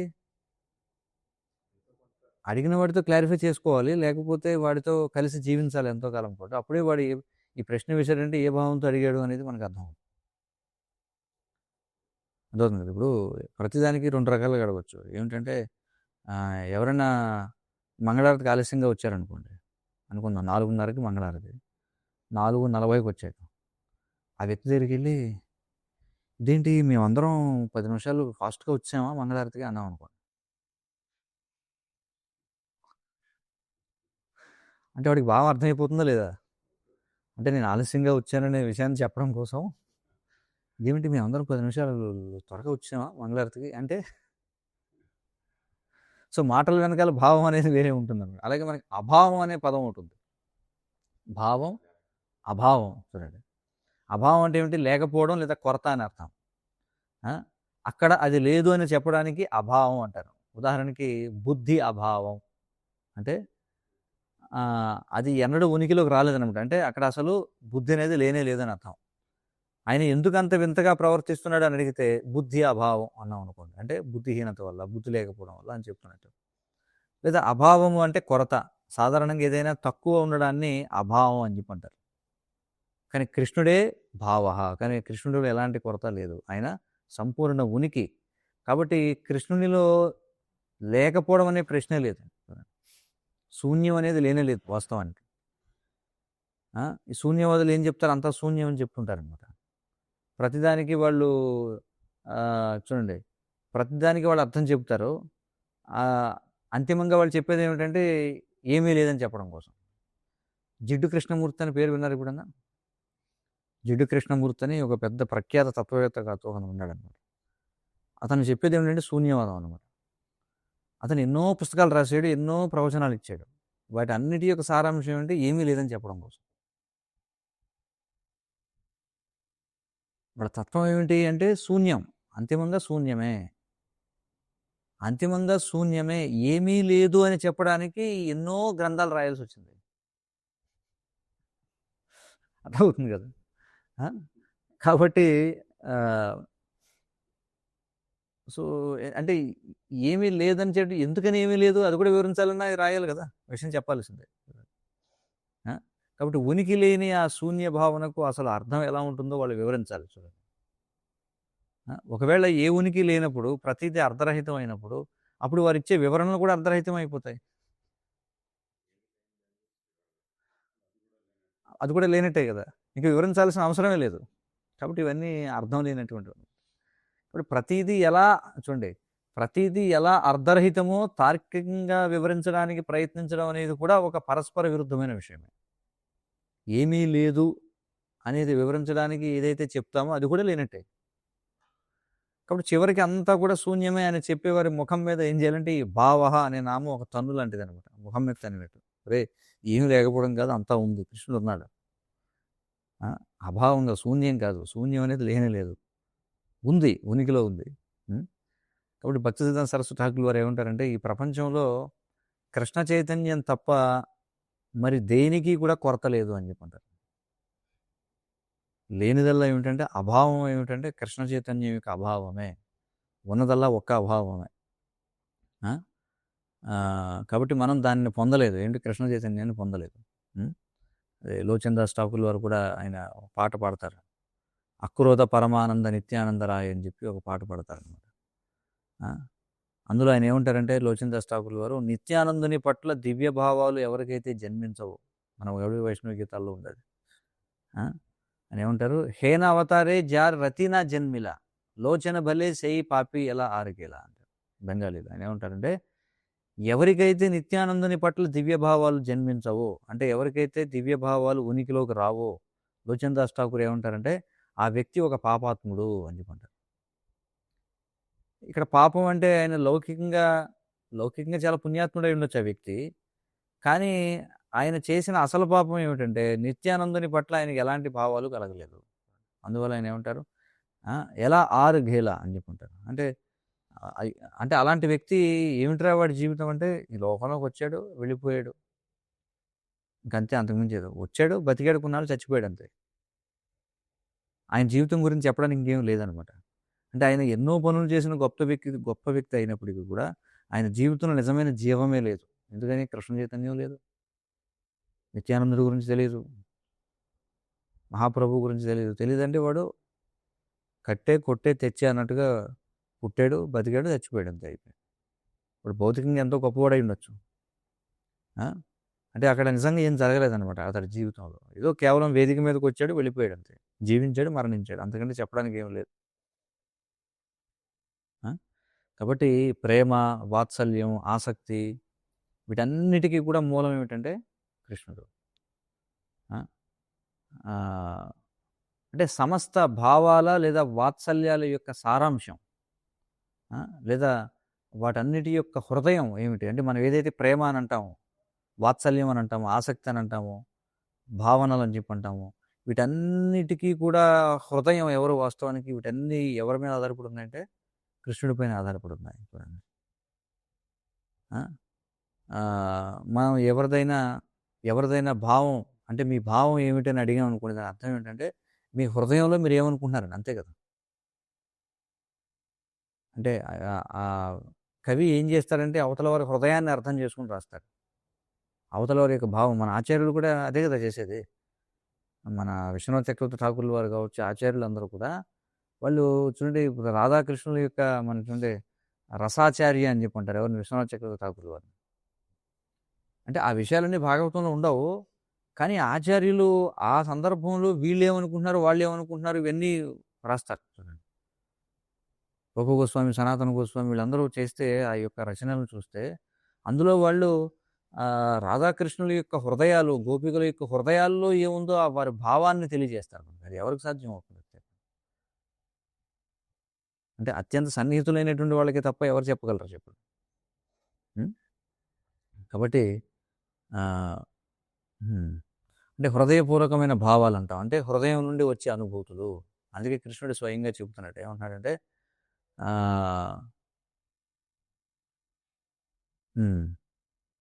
ఏమంటాడు మనకి కృష్ణుడు అంటే స్వయంగా నారాయణుడు చెబుతున్నాడు. వాస్తవంగా భాగవతం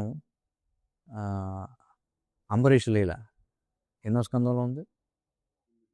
9వ స్కందంలో ఉంది. అందులో వాస్తవంగా నారాయణుడు ఏమంటాడు, సాధవో హృదయం మహ్యం సాధూనాం హృదయం త్వహం మదన్యత్తేన జానంతి నాహం తేభ్యో మనాగపి అని చెప్పంటాడు. అంటే భక్తులే నా హృదయం. ఇక్కడ సాధు అంటే ఎవరు? భక్తులని చాలా స్పష్టంగా అర్థమవుతుంది. ఎందుకంటే దూర్వాస మహర్షి ఒక సాధువే అయినప్పటికీ నారాయణుడు దూర్వాస మహర్షితో ఏమన్నాడు, సాధువులు నా హృదయం అని అన్నప్పుడు పరోక్షంగా ఏం చెప్తున్నాడు, నువ్వు నిజమైన సాధువు కాదు అని చెప్పి. అంతే కదా, అర్థమవుతుంది. లేకపోతే నా హృదయంలో నువ్వు ఎందుకు లేవు? నువ్వు సాధువు అనుకుంటున్నావు, కానీ నువ్వు కాదు. అంబరీష్ మహారాజు నా హృదయం, మరియు నేనే అంబరీష్ మహారాజు యొక్క హృదయం అని చెప్పన్నాడు. ఎందుకంటే అతనికి నేను తప్ప ఇంకేమో తెలియదు, నాకు అతను తప్ప ఇంకేమో తెలియదు. నారాయణుడు చెప్తున్నాడు స్వయంగా. అంటే నారాయణుని యొక్క హృదయం, నారాయణుడి హృదయంలో ఏముందంటే భక్తులు ఉన్నారు. భక్తుల హృదయంలో ఎవరున్నారు చూస్తే ఎవరుంటారు? కృష్ణుడు ఉంటాడు. కాబట్టి ఇది ఆ హృదయం అనమాట. అంటే ఇది కృష్ణుని యొక్క భావం. భావం అంటే అనుభూతి. ఎలాంటి అనుభూతి?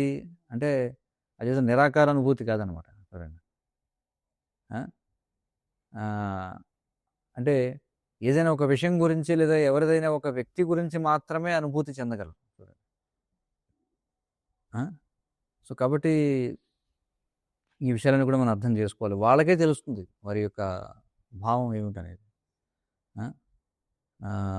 ఈ నిరాకార భావనల గురించి మాట్లాడతారు నిరాకారవాదులు. నిరాకారవాదులకు అనుభూతులు ఏముంటాయి చెప్పండి? అందుకే మా మాయావాద సన్యాసులు వారికి ఎవరన్నా విందు ఏర్పాటు చేశారనుకోండి, వాళ్ళు ఏం చేస్తారట అన్నీ కలిపేసుకొని తింటారట. ఎందుకంటే వాళ్ళు వైవిధ్యం చూడాలని అనుకోరు. సర్వం కల్విదం బ్రహ్మ. చూడండి. అనుభూతి అనేది ఉన్నోడు. ఇది కారము, ఇది ఉప్పు, తీపి అని అనుకోకూడదు. అన్నీ కలిపేసి తినాలన్నమాట. మాయావదులు అలా ఉంటున్నారన్నమాట. ఆ! ఆహ్, సో, అలాగా కాబట్టి ఆహ్, హ్మ్. కాబట్టి అనుభూతి అనేది లేకుండా భక్తి అనేది ఉండదు. ఆ! అయితే శ్రీ వైష్ణవ సాంప్రదాయంలో, ఇతర సాంప్రదాయాల్లో చూస్తే వాళ్ళు భక్తిని శరణాగతి కంటే తక్కువ స్థాయిలో ఉంచుతారనమాట. అంటే శరణాగతి గొప్పదని చెప్తారు. కానీ మన అవగాహన ప్రకారం ఏమిటంటే వాళ్ళు వెనక నుండి ముందుకొస్తున్నారనమాట. కానీ వారి పద్ధతి ప్రకారం వారు మొదట భక్తిని ఉంచుతారు. ఆ తర్వాత శరణాగతి అని చెప్పి అంటారు. ఆ! కానీ శరణాగతి అంటే ఏమిటి? కేవలం ఎవరి కిందనైనా నియంత్రించబడడానికి మనల్ని మనం అప్పగించుకోవడం కాదు. అది భయం వల్ల జరిగేది కాదు శరణాగతి అంటే. చూడండి. దాని వెనుక అనురాగం అనేది ఉంటుందనమాట. ప్రేమతో మనం లోబడాలనుకుంటాం. భయంతో లోబడితే అది శరణాగతి కాదు. ఇప్పుడు శరణాగతి అంటాము. దాని అర్థం ఏమిటి? భయంతో లోబడితే శరణాగతా? కాదు. ప్రేమతో లోబడితే, అనురాగంతో లోబడితే అది శరణాగతి. ఇప్పుడు ఒక కుక్క ఉందనుకోండి. కుక్క యజమానిని ఆశ్రయించినప్పుడు అదేం చేస్తుంది? తోకాడిస్తూ తన ప్రేమను చూపిస్తుంది. యామునాచార్యులు వారు అంటే రామానుజాచార్యుల వారి గురువు యామునాచార్యులు వారు స్తోత్రరత్నంలో దీనికి సంబంధించి ఆయన ఏమంటారంటే సనాథ జీవితం అని చెప్పి అంటారు. ఒక ఉదాహరణ ఇస్తారు. సనాథ అంటే ఏమిటి? రక్షకుడు లేదా యజమాని ఉన్నవాడని అర్థం. దీనికి వ్యతిరేక పదం ఏమిటి? అనాథ అంటే దిక్కులేనివాడని అర్థం. కాబట్టి ఇదంతా కూడా అనుభూతి కంటే భావానికి సంబంధించిన విషయం అన్నమాట. దీని వెనకాల ఎంతో తత్వం ఉందన్నమాట. భగవద్గీతలో కృష్ణుడు ఏమంటాడు? బుధాభావ సమన్వితాః అని చెప్పి అంటాడు. మళ్ళీ భావ అనే పదం వచ్చింది. అంటే ఈ సందర్భంలో భావ అనే పదానికి ధ్యానం అని కూడా అర్థం చెప్పొచ్చు. ఈ ఏదైతే బుధాభావ సమన్వితాః అని చెప్పి అంటారు. అంటే ఈ భక్తులు ఎప్పుడు కూడా ధ్యానం చేస్తారు అని భగవంతునిపై. సాధారణంగా ప్రజలు దీన్ని ఎలా అనువదిస్తారంటే బుధాభావ సమన్వితాః అంటే బుద్ధిమంతులు నన్ను సమస్త జీవులకు మూల కారణంగా భావిస్తూ నాపై ధ్యానం చేస్తారు అని చెప్పి అనువదిస్తారు. కానీ భావ సమన్వితాః అంటే దివ్యమైన ప్రేమ భావనతో అని అర్థం చేసుకోవడం ఇంకా ఉత్తమమైనది. ఆ! అంటే సరే భగవంతుడు చాలా గొప్పవాడు, ఆయన సర్వశక్తిమంతుడు, ఆయనకి మనం నమస్కరించాలి, ఆయన చాలా మంచివాడు అని అనుకోవడం మాత్రమే కాదు. ఆయన పట్ల మనకి ప్రేమ భావన అనేటువంటిది ఉండాలి. కాబట్టి శరణాగతి అంటే ప్రేమతో మనం లొంగి ఉంటే శరణాగతి గాని భయంతో కాదనమాట. మనకి సనాతన గోస్వామి వారు ఈ బృహద్భాగవతామృతం మనం చెప్పుకున్నాం. గోపకుమారుడు గురించి చెప్తారు. ఆ గోపకుమారుడు వైకుంఠంలోకి ప్రవేశించినప్పుడు అక్కడ వాళ్ళు ఆయనతో ఏమన్నారు? మనం చర్చించాం కదా! విష్ణు అనే దాని గురించి చర్చించినప్పుడు మనం చర్చించాం. వాళ్ళేమన్నారు? పద్ధతిగా ఉండాలి నువ్వు. ఆ! ఇప్పుడు మేము నిన్ను నారాయణుడిని దర్శించుకోవడానికి తీసుకెళ్తున్నాం. నువ్వు పద్ధతిగా ఉండు. ఎందుకంటే నువ్వు సరిగ్గా దుస్తులు కూడా సరిగ్గా ధరించలేదు. ఇంకా నీ దుస్తులు ఎలా ఉన్నాయి? ఆ గోవర్ధన కొండ దగ్గర గోపబాలుడు దుస్తుల్లోనే ఉన్నావు నువ్వు. కానీ నువ్వు నారాయణుడి ముందుకు వెళ్ళినప్పుడు ఎలా ఉండాలి నువ్వు? తల వంచి, చేతులు జోడించి గౌరవంగా నిలబడాలి. చూడండి. ఆ! ఆహ్, అంటే ఏం చేసినా సరే మీ సంస్కారం లేని గోపబాలురులాగా ఒక్కసారిగా ముందుకు ఊరికే ఆయన్ని కౌగిలించుకోవడానికి మాత్రం ప్రయత్నించకని చెప్పారు. ఎందుకంటే గోపబాలురు అవన్నీ ఏమి ఉండవు. చూడగానే వెళ్ళి ముందు కౌగిలించుకుంటారు. నువ్వు అలా చేయకూడదు నారాయణుడి దగ్గర. ఎందుకంటే వైకుంఠవాసులు అంటే చాలా సంస్కారవంతులనమాట. చూడండి. ఆ! చాలా మంచి పద్ధతిలో చెప్పారనమాట. ఆ తర్వాత వాళ్ళు ఏం చేశారు? గోపబాలుని నారాయణుని సమక్షానికి తీసుకువెళ్ళారు. మరి ఆయన ఏం చేశాడు? ఆయన నేరుగా ముందుకు పరిగెత్తి నారాయణుడిని కౌగిలించుకున్నాడు వెళ్ళి. ఎందుకంటే అది ఆయన స్వభావం అది. కానీ ద్వారపాలకులు ఏం చేశారు? ఆయన అలా చేయకుండా అడ్డుకున్నారనమాట. అవుతుంది కదా! ఆ! కాబట్టి భగవంతునిపై ప్రేమ భావాలు ఉండడం అనేది ఆహ్, చాలా అవసరం. ఆ భావన అనేటువంటిది. అంటే అంటే భగవంతుడి దగ్గర భగవంతుడు ఎంత గొప్పవాడు అనేటువంటి దానికంటే కూడా అదే కదా మనం చెప్పుకున్నాం. కృష్ణలీలకి, విష్ణులీలకి ఏమిటి అర్థం? అంటే విష్ణు స్వరూపంలో ఆయన యొక్క వైభవాన్ని ప్రదర్శిస్తాడు. కానీ కృష్ణలీలలో ఆయన ఏం ప్రదర్శిస్తాడు? ఆయన తన యొక్క సాన్నిహిత్యాన్ని ప్రదర్శిస్తాడు. అందుకే విష్ణువు దగ్గర చేయలేనివి మనం కృష్ణుడి దగ్గర చేయొచ్చు. విష్ణువు భుజాల మీద ఎక్కలేం. విష్ణువు ఆలింగనం చేసుకోలేం. కానీ కృష్ణుడితో ఆ విధంగా చేయొచ్చు మనం. కాబట్టి ఆ విష్ణువే అంటే వైకుంఠంలో ఉన్నటువంటి అదే నారాయణుడు ఆయన బృందావనంలో గోపికలతో కలిసి నృత్యం చేస్తుంటాడు. అందుచేత ఇక్కడ ఏమిటంటే భావము అంటే హృదయము, మూల వస్తువు లేదా సారాంశము, ఇవన్నీ పదాలు అనమాట. కాబట్టి కృష్ణుడే భావ, ఆయనే సమస్తానికి మూల సారాంశం. అలాగే ఈ భావ అనే పదానికి ప్రపంచము, విశ్వము, సలహా, ఉపదేశము, ఆలోచన, ధ్యానం అనే విభిన్న అర్థాలు కూడా ఉన్నాయి నిఘంటువులోకి వెళ్ళి చూస్తే మనం. ఇలా మనకి ఆచార్యులు ఈ విష్ణు సహస్రనామంలో భూతకృత్ భూతభృద్ భావ, భావ అనే పదానికి ఇంతగా అనేక రకాలుగా విశ్లేషణ చేసి చెప్పారు. హరే కృష్ణ కృష్ణ కృష్ణ హరే హరే, హరే రామ రామ రామ హరే. సో ఇదంతా కూడా చాలా సాంకేతికంగా ఉండొచ్చు చాలామందికి, చాలా లోతుగా మనం చర్చిస్తున్నాం కాబట్టి. కానీ తత్వం అంటే అలాగే ఉంటుంది. కృష్ణుడు అంటే చాలా సరళమైన వాడు, అలాగే చాలా సంక్లిష్టమైన వాడు కూడా. కాబట్టి ఎవరికైనా ఏమైనా ప్రశ్నలు, సూచనలు ఉంటే చెప్పండి.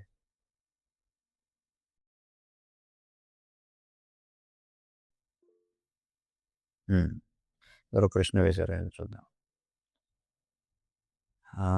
ఓ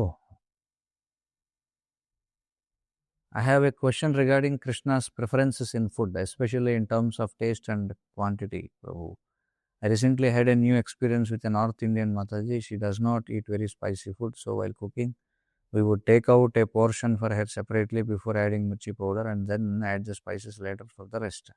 However, we felt confused about which preparation should be offered to Krishna. She was very happily eating the less spicy food, but for us, it did not feel tasty at all. At that time, we got a doubt about which preparation Krishna prefers and how we can understand his preference. Also, when we went on Dwarka Yatra, I observed that the prasadam there was less spicy and tasted quite different compared to what we usually cook in South India.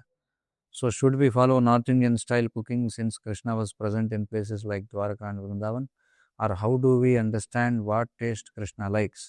Since Krishna is a person, he must also have his own preferences, right, Prabhu? Could you please guide us on how to cook in a way that pleases Krishna so that we can practice properly? ఇది ప్రశ్న. కాబట్టి దీనికి సమాధానం ఏమిటంటే మనం అర్థం చేసుకోవాలి. ఎప్పుడైతే మనం వైదికమైనటువంటి వంట పదార్థాలని వాడతామో అప్పుడు ఖచ్చితంగా ఆ వంట సాత్వికంగానే ఉంటుంది. ముఖ్యంగా చూడండి, ఈ మిర్చి ఏదైతే ఉందో ఇది భారతదేశానికి సంబంధించింది కాదు. ఇది డచ్ వాళ్ళు భారతదేశానికి తీసుకొచ్చారు. ఇది లేదా ఎవరో వేరే దేశాల వాళ్ళు దీన్ని ప్రవేశపెట్టారు. అంతకుముందు కారం అనేది దాని యొక్క అంటే జీవన పద్ధతులే చాలా తేడాగా అంటే వేరేగా ఉండేవి. ఇప్పుడు మనం ఈ కారానికి అలవాటు పడిపోయాం అన్నమాట. వాస్తవానికి ఇంత కారంగా ఉండేవి కాదు ఎప్పుడు కూడా. పూర్వం కారం తీసుకురావాలంటే దానికి మిరియాల పొడి, లేకపోతే సొంటి, అల్లము, అలాగే పిప్పళ్ళు అనేటువంటివి, ఆవాలు, ఇవి వాడేవారు. ఎప్పుడైతే వాటితో మీరు వండుతారో అప్పుడు చాలా సాత్వికంగా ఉంటుంది వంట. ఎందుకంటే కృష్ణుడు స్పష్టంగా చెప్తున్నాడు భగవద్గీతలో, అతి వేడిగా అతి కారంగా ఉండేటువంటివి అవి రజోగుణానికి సంబంధించినటువంటివి. కాబట్టి ఇప్పుడు ఏదైతే మీరు దక్షిణాది వంట కారంగా ఉంటుందంటే, దక్షిణాది వంట ఎప్పటి నుంచి కారంగా ఉంది అంటే మిర్చి వచ్చిన దగ్గర నుంచే. అంతకుముందు అది కూడా సాత్వికంగానే ఉండేది.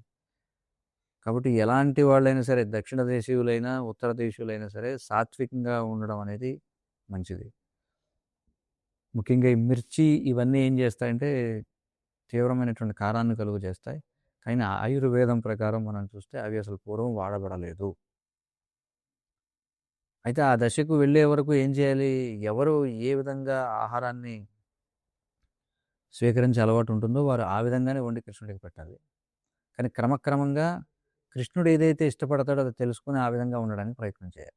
మరి కృష్ణుడు ఏ విధంగా వండితే ఇష్టపడతాడో తెలియాలంటే మనకు ఆయుర్వేద శాస్త్రం ప్రకారం ఏవైతే భారతీయమైనటువంటివి, ఏవైతే కూరగాయలు ఇవన్నీ కూడా మన దేశీయమైనటువంటివి ఏవైతే ఉన్నాయో అవి వాడడం అనేది చాలా చక్కటి విధానం. అది ఖచ్చితంగా సత్వగుణంలోనే ఉంటుంది. సో మీ ప్రశ్నకి సమాధానం వచ్చిందని అనుకుంటున్నాను. హరే కృష్ణ. కాబట్టి అదే మనం చెప్తాం. ఆరంభంలో ఉన్నవాళ్ళు వారు ఏ గుణంలో ఉన్నారో ఆ గుణం రీత్యా ప్రసాదం అనేది స్వీకరిస్తారు. కానీ క్రమక్రమంగా ఆ విధంగా స్వీకరించడం వల్ల వాళ్ళు పవిత్రులై చివరికి సాత్వికమైనటువంటి ఆహారాన్ని తీసుకునే స్థితికి వెళ్ళాలి. Hare Krishna. So we should not use mirchi powder, Prabhu. It's better if you don't use, but at the same time you have to see, you also should be satisfied. So అది కూడా ముఖ్యం. Okay, if you can do that, if you can stop using mirchi powder and if you feel satisfied, then it is good. Okay, that's better always. ప్రణామాలు ప్రభు, శుభ్రష్టు. చెప్పండి. ప్రభు మనకు ఇక్కడ ఆధ్యాత్మిక లోకంకి వెళ్ళాక ఆ కృష్ణుడే భగవంతుడని మనకి తెలుస్తుంది అక్కడికి వెళ్ళాక. అవును, అక్కడికి వెళ్ళాక తెలియడం కాదు, ఇక్కడ తెలుసుకుంటే నాకు వెళ్తాం. కరెక్ట్. కానీ అక్కడ ఉన్నప్పుడు మనకు తెలుస్తుంది ఆయన అన్ని లీలలు చేసేటప్పుడు, ఆయన ఆడుకున్నప్పుడు, ఆయన ఏదైనా చేసేటప్పుడు మనకు తెలుస్తుంది ఆయన భగవంతుడు అని. అవును, చెప్పండి. అక్కడికి వెళ్ళాక మనకి కృష్ణుడే భగవంతుడు అని మనకి అక్కడ తెలుస్తుంది ప్రభు. అంటే మనం అక్కడ అన్ని చేస్తూ ఉంటాం కదా. అవును, తెలుస్తూ ఉంటుంది. అయితే ఇక్కడ చూడండి, కృష్ణుడు ఎప్పుడు కూడా అది ఆశించడు. నాతో ఉన్న వాళ్ళు ఎప్పుడు కూడా నేను భగవంతుడిని ఫీల్ అవ్వాలని నేను అనుకోను. ఎందుకంటే కృష్ణుడు లీలకి దానికి సెట్ అవ్వదు అనమాట. అలా అనుకునే వాళ్ళు అంత వైకుంఠ లోకానికి వెళ్తారు. ఎందుకంటే వైకుంఠంలో ఆ విధంగా ఐశ్వర్య భావన ఉంటుంది. ఎప్పుడు కూడా విష్ణు భగవంతుడు అనేటువంటి భావన ఉంటుంది. కానీ కృష్ణలోకంలో ఎవరు కూడా కృష్ణుడు భగవంతుడు అనే దాన్ని గుర్తుపెట్టుకోరు. ఎందుకంటే అలా గుర్తుపెట్టుకుంటే కృష్ణుడి భుజాల మీద ఎలా ఎక్కుతారు మీరు? యశోదామాత నిజంగా కృష్ణుడు భగవంతుడు అనే విషయం గుర్తుంటే వెనకాల కరపట్టుకుని పరిగెడుతుందా, కట్టేయడానికి ప్రయత్నం చేస్తుంది. లేకపోతే నందమహారాజు కృష్ణుడే భగవంతుడు అనే భావనలో ఉంటే నిజంగా చెప్పులు దమ్మని అడుగుతాడా? కాబట్టి గోలోక వృందావనంలో అది ఉండదన్నమాట. ఎందుకంటే అది ఆ లీలకి భంగం వాటిల్లింపు చేస్తుంది. ఇక్కడ అనేది ఇక్కడ గోలోక వృందావనంలో కృష్ణుడే భగవంతుడు అనే భావనలో ఉంటారా అనుకుంటున్నాను. మీకు అర్థమైందా నేను చెప్పేది? అర్థమైంది. హరే కృష్ణ. అక్కడ కూడా అంటే ఇట్లా మనం చిన్నగా ఉండడం, పెద్దగా కూడా అలా ఏముండవు. అలా ఏముండవు. ఏముండదు. హరే కృష్ణ. విష్ణు సహస్రనామ స్తోత్రంకి జయ. పరమ పూజ్య భక్తి స్వామి మహారాజ్కి జయ. జగద్గురు శ్రీల ప్రభుపాదికి జయ. వంశాకల్పతరుభ్యశ్చ కృపా సింధుభ్యో పతితానాం పావనేభ్యో వైష్ణవేభ్యో నమో నమః.